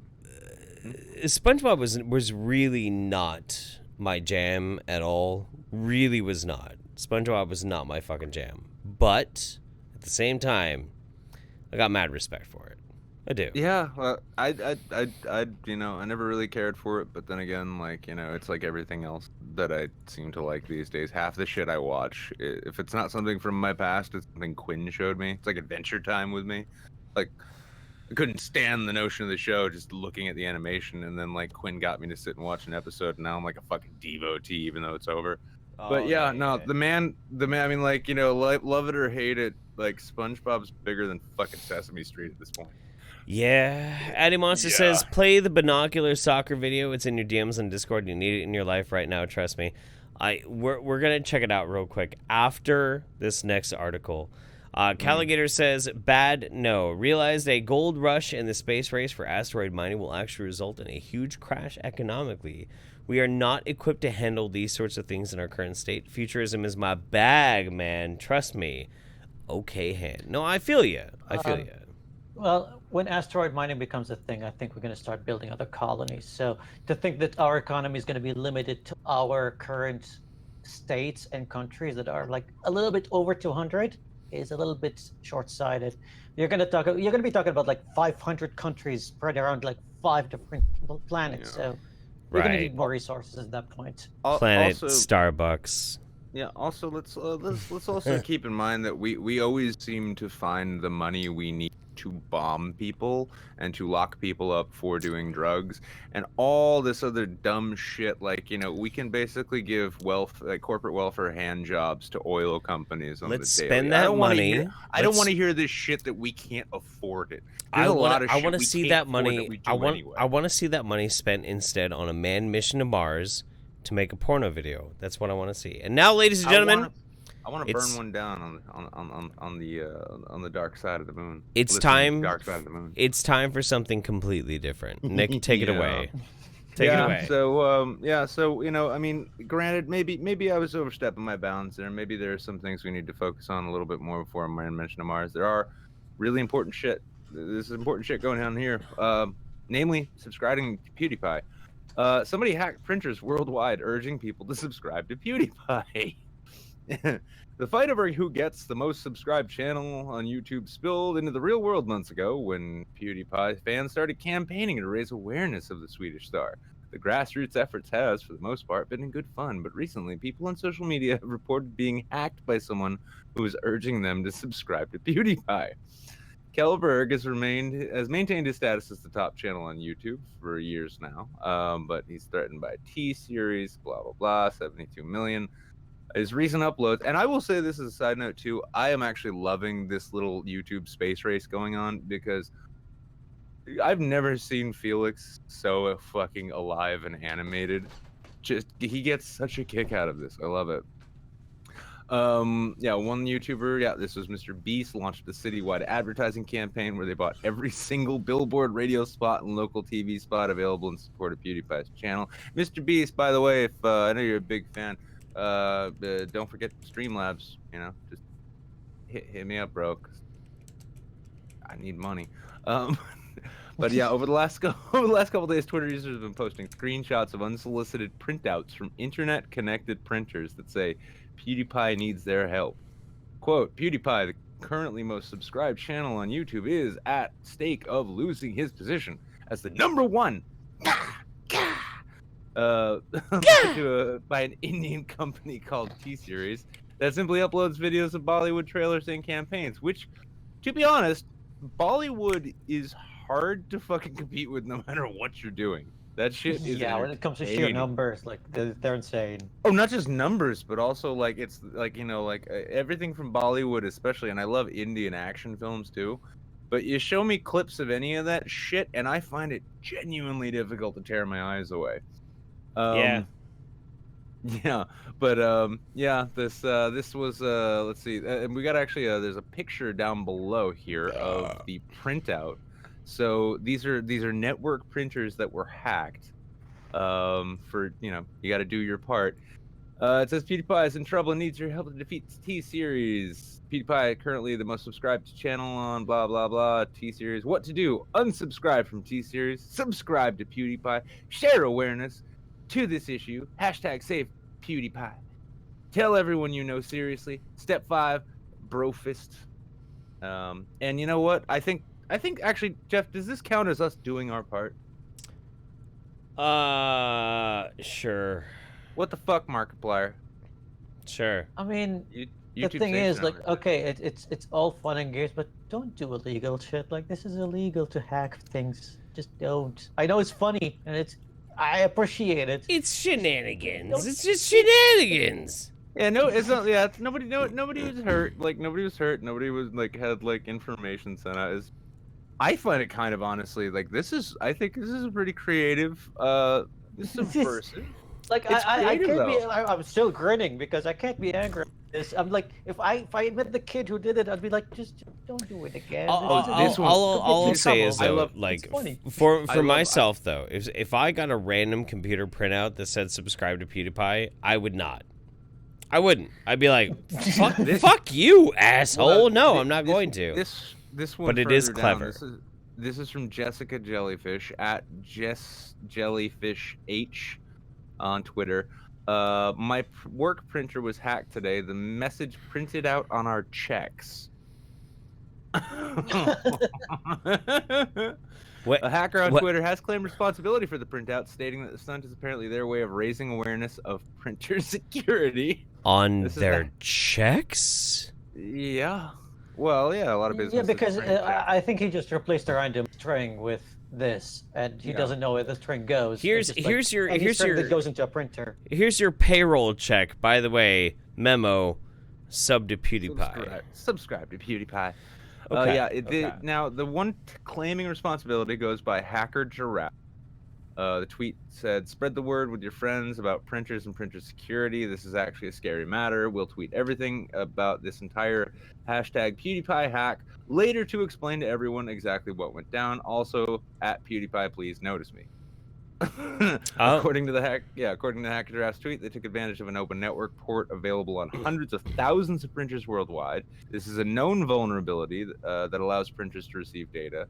To do it, the hacker claims they used a tool called PRET that, according to GitHub, allows attackers to capture or manipulate print jobs, accessing the printer's file system and memory, or even causing physical damage to the device. Wow. Yeah, your printer is exposed, the Hacker Giraffe told the user on Twitter. I'm trying to warn you to close it. How else am I going to get your attention? Yeah, usually green hats, what they do is, like they're okay, for the initiated, there are like different kinds of hackers. Like they're like the black hats, I think the ones that are actually causing harm. There are the red hats, the green hats, the blue hats. It's like it's like Magic the Gathering. But yeah, I think green hats, they make a living of like just finding exploits and sending them to companies. I think Microsoft pays them like $20,000 per exploit, and sometimes like the exploits are very minor. But yeah, $20,000. Google is even like they pay them like sometimes even $30,000 for any vulnerability that they find. And if they send something and they don't get it paycheck and they don't get it fixed, they get pissed, and they do shit like this.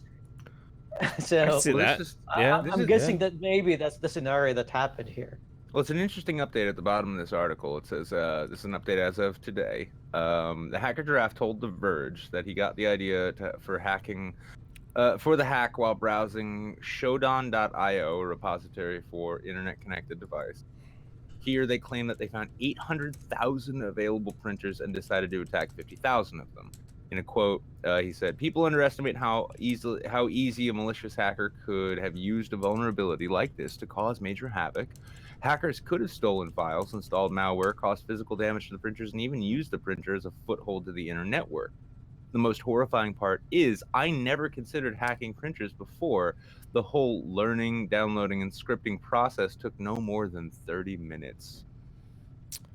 Oh. Yeah, that's a fucking trip right there.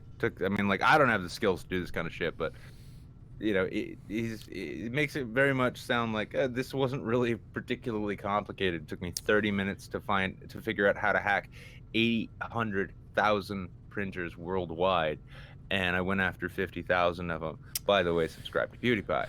All right. Anyway, so let's move on. Calligator says, bad. No, I realize gold rush in the space race for asteroid mining will actually result in a huge crash economically. We are not equipped to handle these sorts of things in our current state. Futurism is my bag, man. Trust me, okay, hand. I feel like I read that. A post-scarcity society is not going to use the current economy. We're just going to evolve a new one. Probably. We gotta watch. The crash to capitalism is not going to be a crash to the whole economy. It's just going to be a birth of a new economy. We have to look at this real quick. And then we're gonna get to the viral cringe of the night, and then we're gonna be done. So check this out. All right.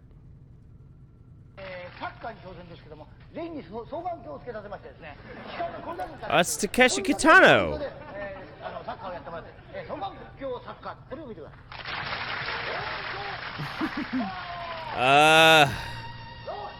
Is that Takeshi's Castle? Yeah, it's not. I don't think this is Takeshi's Castle, but that was definitely Takeshi Kitano. Yeah.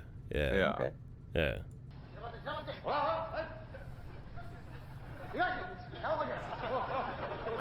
There weren't binoculars.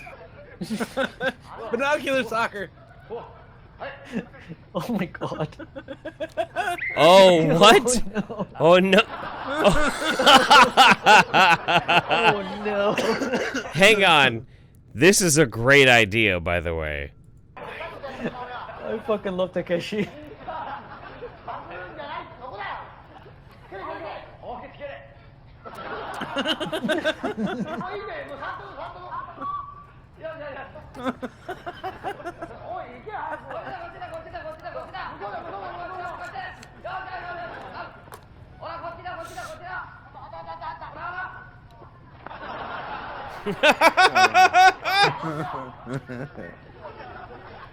Go on. Make it look. Can do it.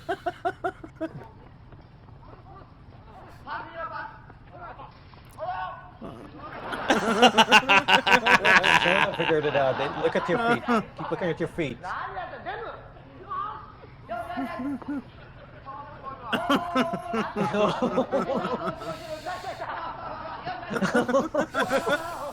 Oh my god. That's such a genius idea.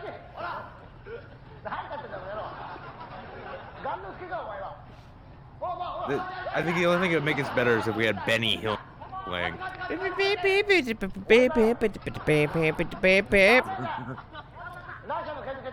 This is wonderful. Holy shit. Oh my god. The prison jumpsuits make it all the better too. Oh no. Oh no. So many injuries from Japanese game shows. Oh, fucking brilliant, man! Okay, Fucking you know brilliant. what? You know what? That was good. That was good. That made me See? pretty happy, actually. See, that's what we're here to do. We're here to start you off by bringing you down, and then we bring you back up with space exploration and Japanese game shows, because those are two of the greatest things on Earth right now, actually. Yeah, that's true. That's totally true. But we also do have to bring you back down again. Yeah, we do. This is so fucking obnoxious. This is quite possibly one of the worst things I've ever seen in my life. We don't even need to fucking announce it. I'm gonna get another start, but you guys already, I'm yeah, sure. no, Like, no, if you can think of go. a cringier fucking thing this week, God help you. All right, here we go. Here we go. Ladies and gentlemen, the cringe of the week is far right activist Laura Loomer handcuffed herself to Twitter's New York State building. Police removed her. Twitter banned Laura Loomer a week ago after she tweeted. A week ago? That was like 2 days ago. That was like yesterday. Anyway, after she tweeted that Congresswoman-elect Ilhan Omar was anti-Jewish and pro-Sharia law. So if you guys are not familiar, last night, Laura Loomer decided that in protest of her losing her Twitter account, she was going to go to Twitter's New York headquarters. She was going to handcuff herself to the fucking building while wearing a Star of David in the style that the Nazis used to make Jews wear, and talk about how she was censored from the fucking internet. She can't talk to any of her friends. This is the equivalent, according to her, of the Nazis burning books. I want to find, I need to find the fucking really juicy pictures of, okay, I'm going to find this real quick. You guys talk about this. You guys talk about this. Habeeb and I actually were both trying. I even asked Billy Bong, who is a New York resident. I needed someone in the area to, I wanted someone to send her a kebab and a soy latte via Uber Eats. I said, if anyone does this, I will sing the song of your legend until my final breath. Nobody did, as far as and just right. And I would have loved if the driver would scream Allahu Akbar. Allahu Akbar. What? Yeah.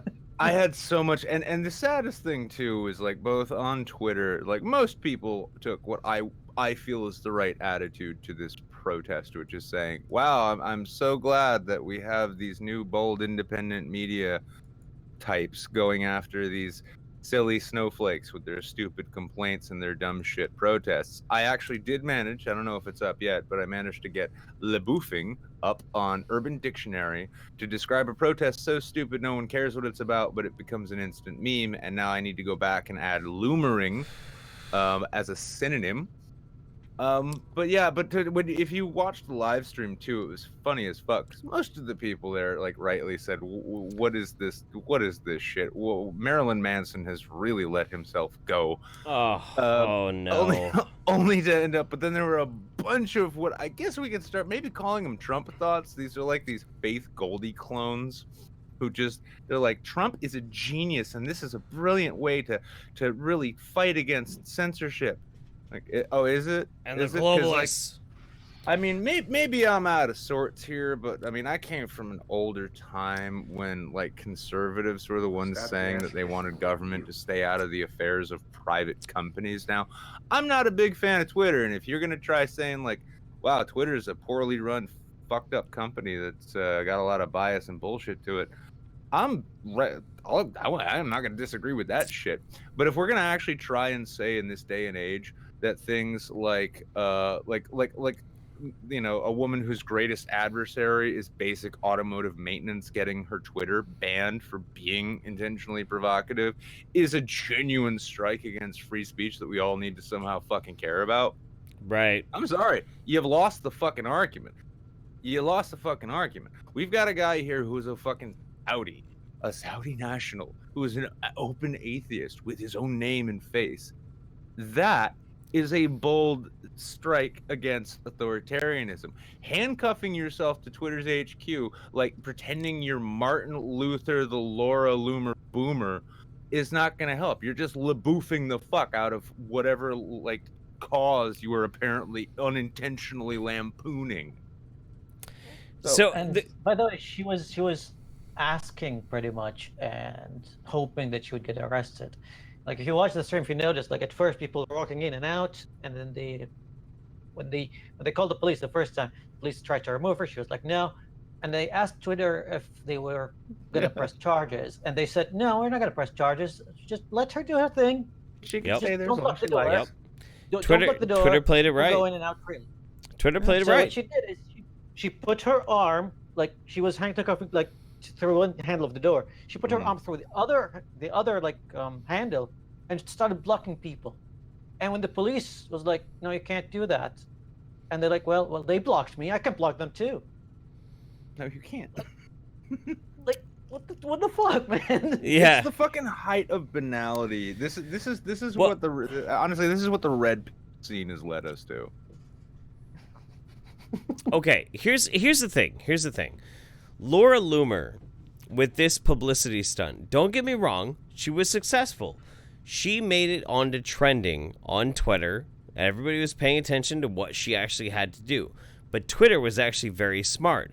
Despite the fact that she had this Star of fucking David shit, like, pinned on her goddamn, like, top, or whatever the fuck she was doing, they did not do the dumb thing. They did not acquiesce to her claims. Instead, they were like, let her fucking protest. Let her protest. It's totally fine. We're not gonna pay any attention to her. We're not gonna, like, press charges. No, nothing.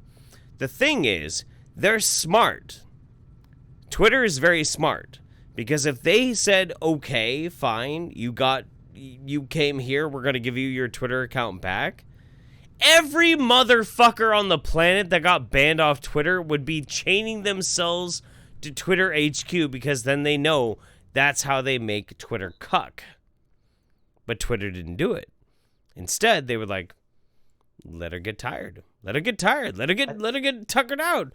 Let's see how long she lasts. And you know how long she lasts? 2 hours! 2 hours! That's how much Laura Loomer's protest actually means to her. 2 fucking hours. Her saying about, oh, this is all about the fucking... 2 hours. 2 hours. That was it. I heard some reports. I haven't seen any videos because I think the stream ended like half an hour before they actually disbanded. Yeah. But after the stream went offline, there were some reports on Twitter that she was on record saying that if she has to pee, she'll pee her pants, but she'll never move. So Laura Loomer is on record saying that she will pee her pants on the libs. I just... she lasted 2 hours. She had somebody, like, break the chain, and then she just fucked off and went and did her own fucking thing. Now, don't get me wrong, that means that she did a very successful viral campaign, but she's not getting her fucking Twitter account back. She's not. She's absolutely not. It means nothing. It means nothing. Also, who gives a fuck? I mean, you know what? I mean, I don't. Granted, when it comes to one thing that I think, there was something that frustrated me with the defenders and the people like, oh, she's doing the right thing, taking a stand against authoritarians, whatever. This is the same self-aggrandizing kind of stunt you see the people on the other side doing. This is nothing. This was not really a strike about free speech. Laura Loomer saw an opportunity to try and elevate her position as the Downsy love child of Paul Joseph Watson and Lauren Southern, and she took it. This wasn't about justice for Jews or any shit like that. No, this is for Laura Loomer's profile. Of course, let's keep in mind. Yeah, let's keep in mind. This is the same woman who was complaining endlessly about having her tires slashed by Antifa, and anyone who's ever owned a car was like, "There's no tread on those tires." Can I just point out, Larry? I'm gonna steal Larry Kubiak's joke here. The reason why Laura Loomer's protest only lasted 2 hours before she wanted to get unchained is because she was tired. Yeah. Hashtag get tired. Yeah. It's the opposite of woke. I love you, Larry. I love you, Larry. Jesus Christ. Yeah, that's brilliant. That's the direct opposite of being woke. If you're not woke, you're tired. Or Oh my sleeping. god. So But yeah, bad. this was this is the kind of shit which really does. This is why, and honestly, this is one of the most solid cringe things I think we've had on this show in quite a while, because not only is it embarrassing to see this 25-year-old woman who honestly looks like she's about to like break 40, yeah, but in addition to watching her embarrass herself in that way, and it was fucking hilarious to watch. Oh yeah, it was great, dude. It was great.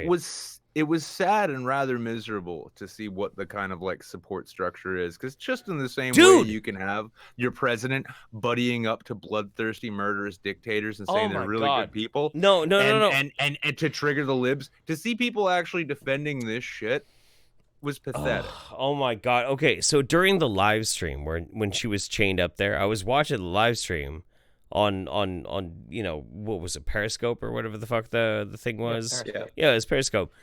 You would not believe the amount of people being like, she's a true patriot. She's a true woman of the people. I support Laura Loomer and trying to fight this disinformation campaign. I'm like, what the fuck is wrong with you people? Are you serious?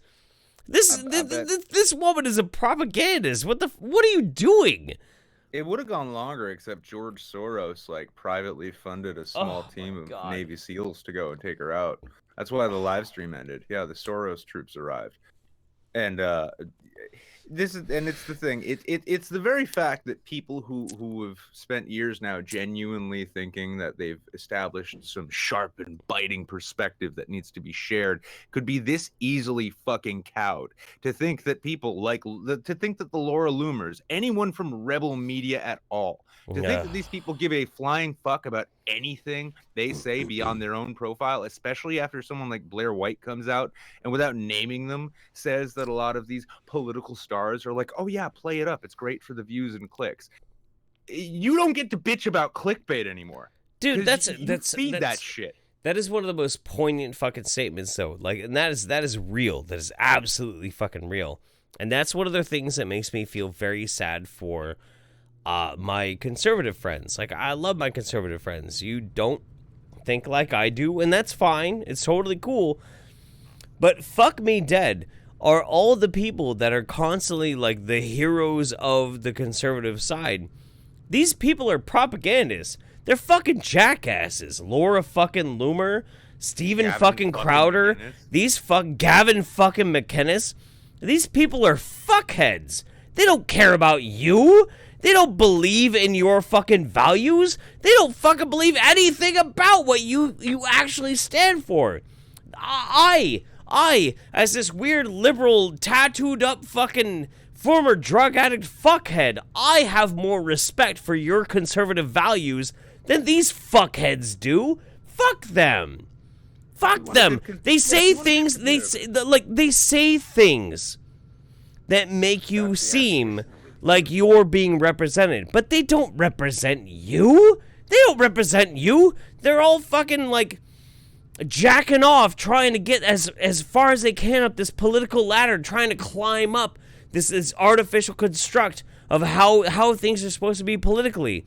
They don't care about you. This is nothing but, this is a stepping stone. Your beliefs, what you feel is more important in your fucking life, that is a step that they will step on and smear dog shit on to get higher into whatever it is that they're actually trying to do. They don't give a fuck about you. They don't care. Yeah, reasonable conservative people like who actually have values, not just looking for clicks and exploiting obvious, shamefully, painfully fucking obvious market share. Probably look at these people, and I'm just gonna like reference Hi, I Think I'm Real. I think he's a great example of this. They probably look at that kind of shit the same way that a left of center kind of liberal or libertarian type looks at the Technicolor fucking gender warriors that helped elevate charlatans like Jordan Peterson to power. It's a fucking cringy embarrassment, not simply because these people exist and they get so much attention, but also because of their volume and their size and their following. We will never see another Buckley versus Vidal style debate. Instead, we're going to see Ben Shapiro destroying someone while speaking like the Micro Machine Man, or we're going to see some flaming retard with pink hair screaming about how climate change is a gendered issue. We are collectively losing the plot and individually losing the game every step of the way. There are great arguments to be made from the conservative perspective. There are great arguments to be made. Great debates in which we can argue our points of view. There absolutely are. But these people, the fucking people who are propped up by conservative propaganda, these are not your fucking people. They don't give a fuck about you. They don't care about you. They don't care about your fucking values. These are social climber fuckheads. I'm done with them. I'm tired of them. How many times do we need to have another goddamn Candace Owens coming around being like, well, we hate authoritarianism. We hate identity politics. By the way, I'm black. I'm conservative. I'm a black conservative. How dare you treat me differently because did you notice that I'm black and conservative? Can you fucking, like, snap out of it for a fucking second? These people are shitheads. They're shitheads. In an age where like everyone is getting sick of anyone right of center being called a Nazi, it's pretty funny when the anti-identity politics scene elevates one person who says that if you're a black conservative, it's like being freed from a plantation, and another one who says that being banned from Twitter is like being put on a train to Auschwitz. How did this show get so goddamn political? I hate this. Habeeb, I don't know. We landed on Mars. Habeeb, subscribe to Habeeb, PewDiePie. Habeeb, save us. Yeah. Save us. Save it? I mean, I was preparing to comment on it until like you guys started ranting, but well, fine. I just lost my shit, man. I just lost my shit. Like, I know, but yeah, I mean, I had a lot of people that I respect, and they showed me a side of them that I didn't really like. I'm gonna say this to the audience. Yeah, I lost faith in a lot of people. A lot of people that you people might have seen me stream with, be friendly with, and even still follow on different social media platforms. Yet they turn to me and go like, I don't want any second or third world country people come to my country. Those people are like, they're not worthy of us. I'm like, dude, you do realize I'm from third world country. They're like, no, you just happen to be one of the good ones. Oh, and you're they one. expect me to take that as a compliment. You're one of the good. Like, seriously, like that was said to my face by someone I considered as a friend. Like, yeah, but what about your family? What about like all the people you care about and you've lived? Yeah, like exactly. Like yeah. It's as if like just because I have a brown skin, I have to prove myself for you to treat me like a human being. Fuck you. But the thing is, like, just yesterday, someone put up a video on YouTube defending that British bully that kicked around a little immigrant kid with a broken arm and poured water on his face. Oh, Tommy Robinson. You mean the martyr, the hero? No. It's someone who's well respected as an intellectual. No, I'm not talking about him. I'm talking about somebody who's respectable. Like, dude, he's like, no, it's just boys being boys. What are you talking about? Like, why is the media talking? Boys being boys. Boys being boys. Whoever like, could we be talking about? And it's the same guy, and I'm sure, like, drop this and people will understand who he is. The same guy who hosted a stream as there was a kidnapping by a bunch of black kids, kidnapped a white kid, and he's like, this is the BLM kidnapping. Even though Black Lives Matter didn't really claim any responsibility, and those guys didn't support BLM to begin with, and he's like, no, let's politicize this, let's spread it around, and let's blame the political party that I don't like. And he made a huge deal out of it, blaming another movement that has nothing to do with it. He didn't say that it was boys being boys that time. It was an immigrant kid. All right. And then, after all that, if you ever mutter the R word, if you ever call them racist, they go like, oh, now you're calling everybody a racist. How fucking dare you? Oh, I know. I feel it. Yeah. But you know what? Throughout all this, let's keep in mind, let's go back to the very fact that in spite of a whole lot of disingenuous, stupid people doing dumb fuck bullshit all over the place, we also we're landing on Mars. we're and maybe you know what, let's try and be hopeful in a sense. Maybe, you know what, when we go back to the moon and everybody, like humanity as a whole, gets to, for the first time in ages, for the first time in generations, see what we are actually capable of doing outside of being a bunch of whiny bitches on the internet. Maybe that'll give a little bit of, just enough perspective to where we can remember important shit. Streamlabs. Addy Monster says, I got banned from Twitter for saying retard too much. Oh, dear. I'm about 40 minutes north of New York City, dressing up like Simple Jack and handcuffing myself to the bus stop across the street. Jesus Christ, what the fuck?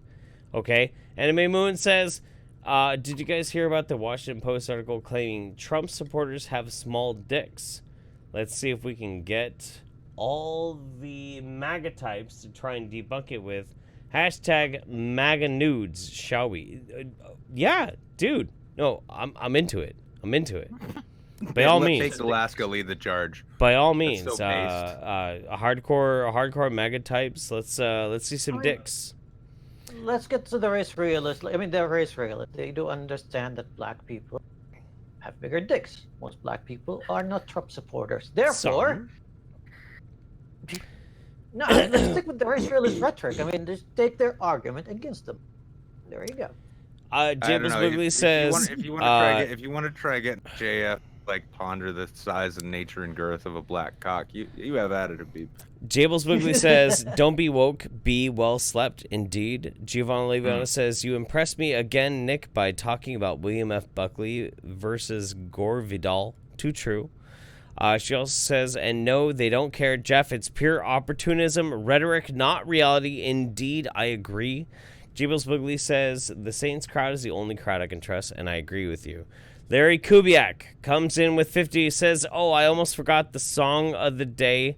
Let's use it as mouthwash to wash the taste of political dick away. Okay. Let's play this out. Guys.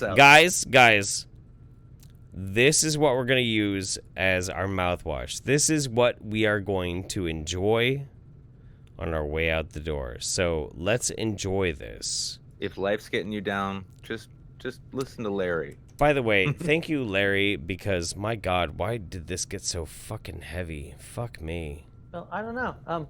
Nick, by the way, before we send him off with the song, shall we shill what we were planning? It's not really, is it? Oh, fuck it. Yeah, you guys have been asking. You guys, like, the numbers of you have been saying, like, Jeff and I ought to do a sci-fi podcast, and we brought that up with Habeeb, and this man has actually run with it as though he was Usain Bolt. And he's come up with some pretty fucking solid ideas. We're gonna be trying to figure out a way to really put it together. It's not gonna be a nicely like produced late night show. It's gonna be a really conventional podcast, just talking about fun stuff like science fiction, why it's important, why it makes humanity better, why people should pay more attention to that than the MCU. Why people are white, and where they're going, and why white people got to be all white up on Mars. We'll have links soon. And we'll have links, but we'll have just one link right now because I did create a Twitter account for the thing. It's at Kebab on Mars. Yeah. You guys put in the chat because I can. Well, I'm actually a mod. I can put in the chat. That's actually, the more I think about it, actually, it's a fun ass name.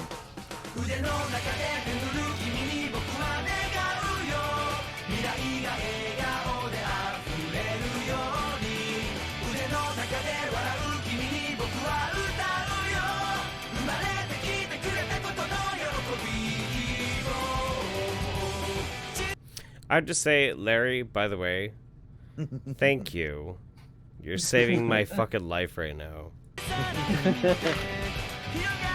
Everyone give a JoJo pose.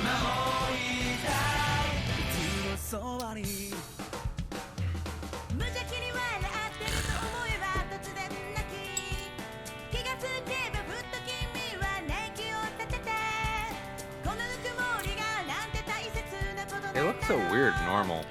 This really has turned into like a weebcast, man. It really has. They look so strange when they're dressed and acting like normal people. It's unnerving. Yeah.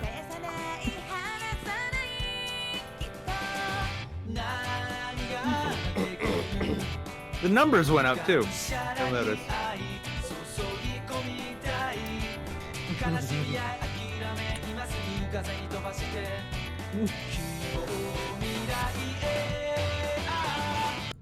Wait, this is right before everything like completely collapses into Turns something to shit. totally Yes, fucking this is where crazy. it gets weird, I'm sure. I do love though. As soon as we started playing happy music, I noticed that the actual viewer numbers started going up. Oh, of course, of course. Yeah.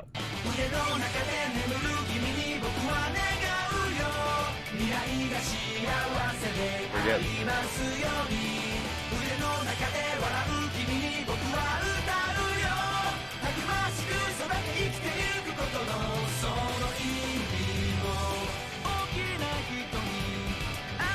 You know it's gonna drop soon. It has to. It has We're gonna to. we're gonna get some kind of Deftones level like punch you in the face with something thing. It's coming. It's coming. I love that. Habeeb. 何を残して小さな君の手に何を見せてあげる大きな瞳に僕ができること僕たちが担う役目この先の未来を Wait. I'm no expert. Wait. I was Here loving the comes- tunes. What's going on? I'm no expert, but I'm pretty. I'm no expert in Japanese, but I'm pretty sure that what he was telling us is how much he loves girls in Abercrombie and Fitch. Just Yeah. Just a thought. Yeah. Yeah. No, that sounds about right. Yeah.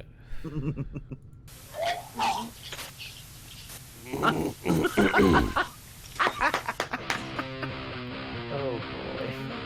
Yes.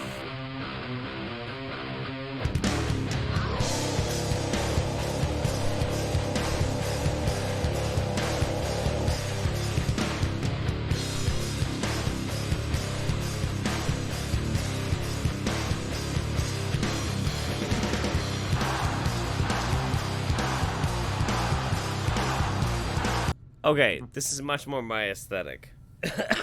Yeah, I'm loving it. I lost my my hair tie. I'm pretty drunk. You don't say. Fuck you.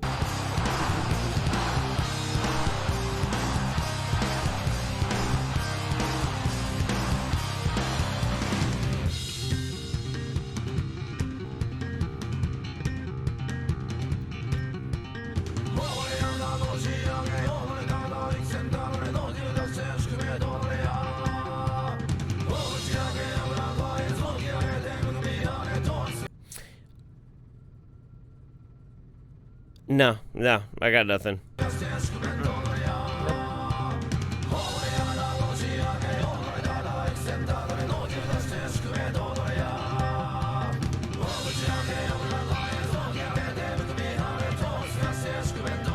A little like fast.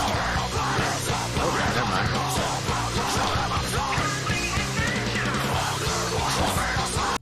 Hey, you ever blow cocaine up a girl's ass? That is what maximum hormone's like. Yeah, fuck yeah, fuck yeah, fuck you, fuck yeah!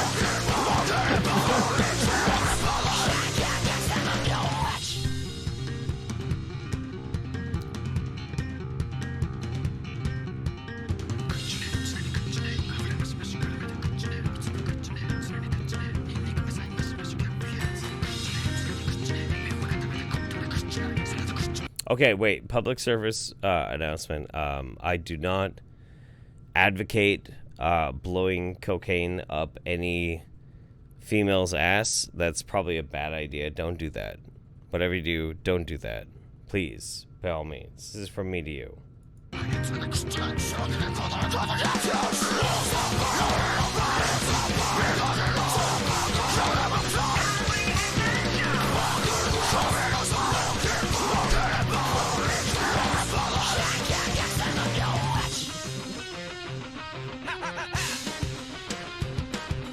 Like 3 songs in one.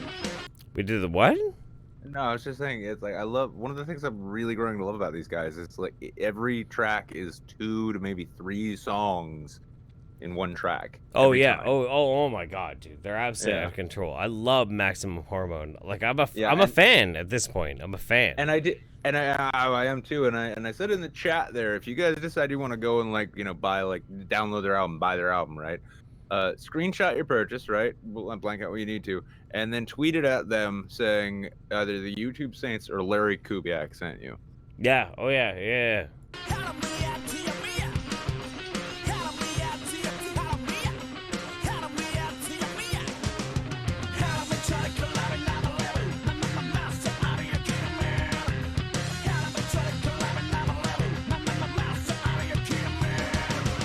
They're just so savage, man. They're so savage. They're brutal. Who else decides they're gonna do like a breakdown portion of the video where you just have like a bunch of pregnant women thrash dancing? Yeah. Oh yeah. Yeah.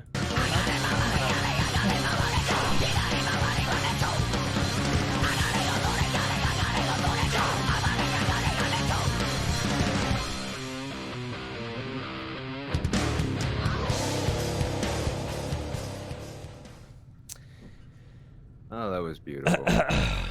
Guys, we have been... Girls just remind me of Silent Hill. This has been the Habeeb cast.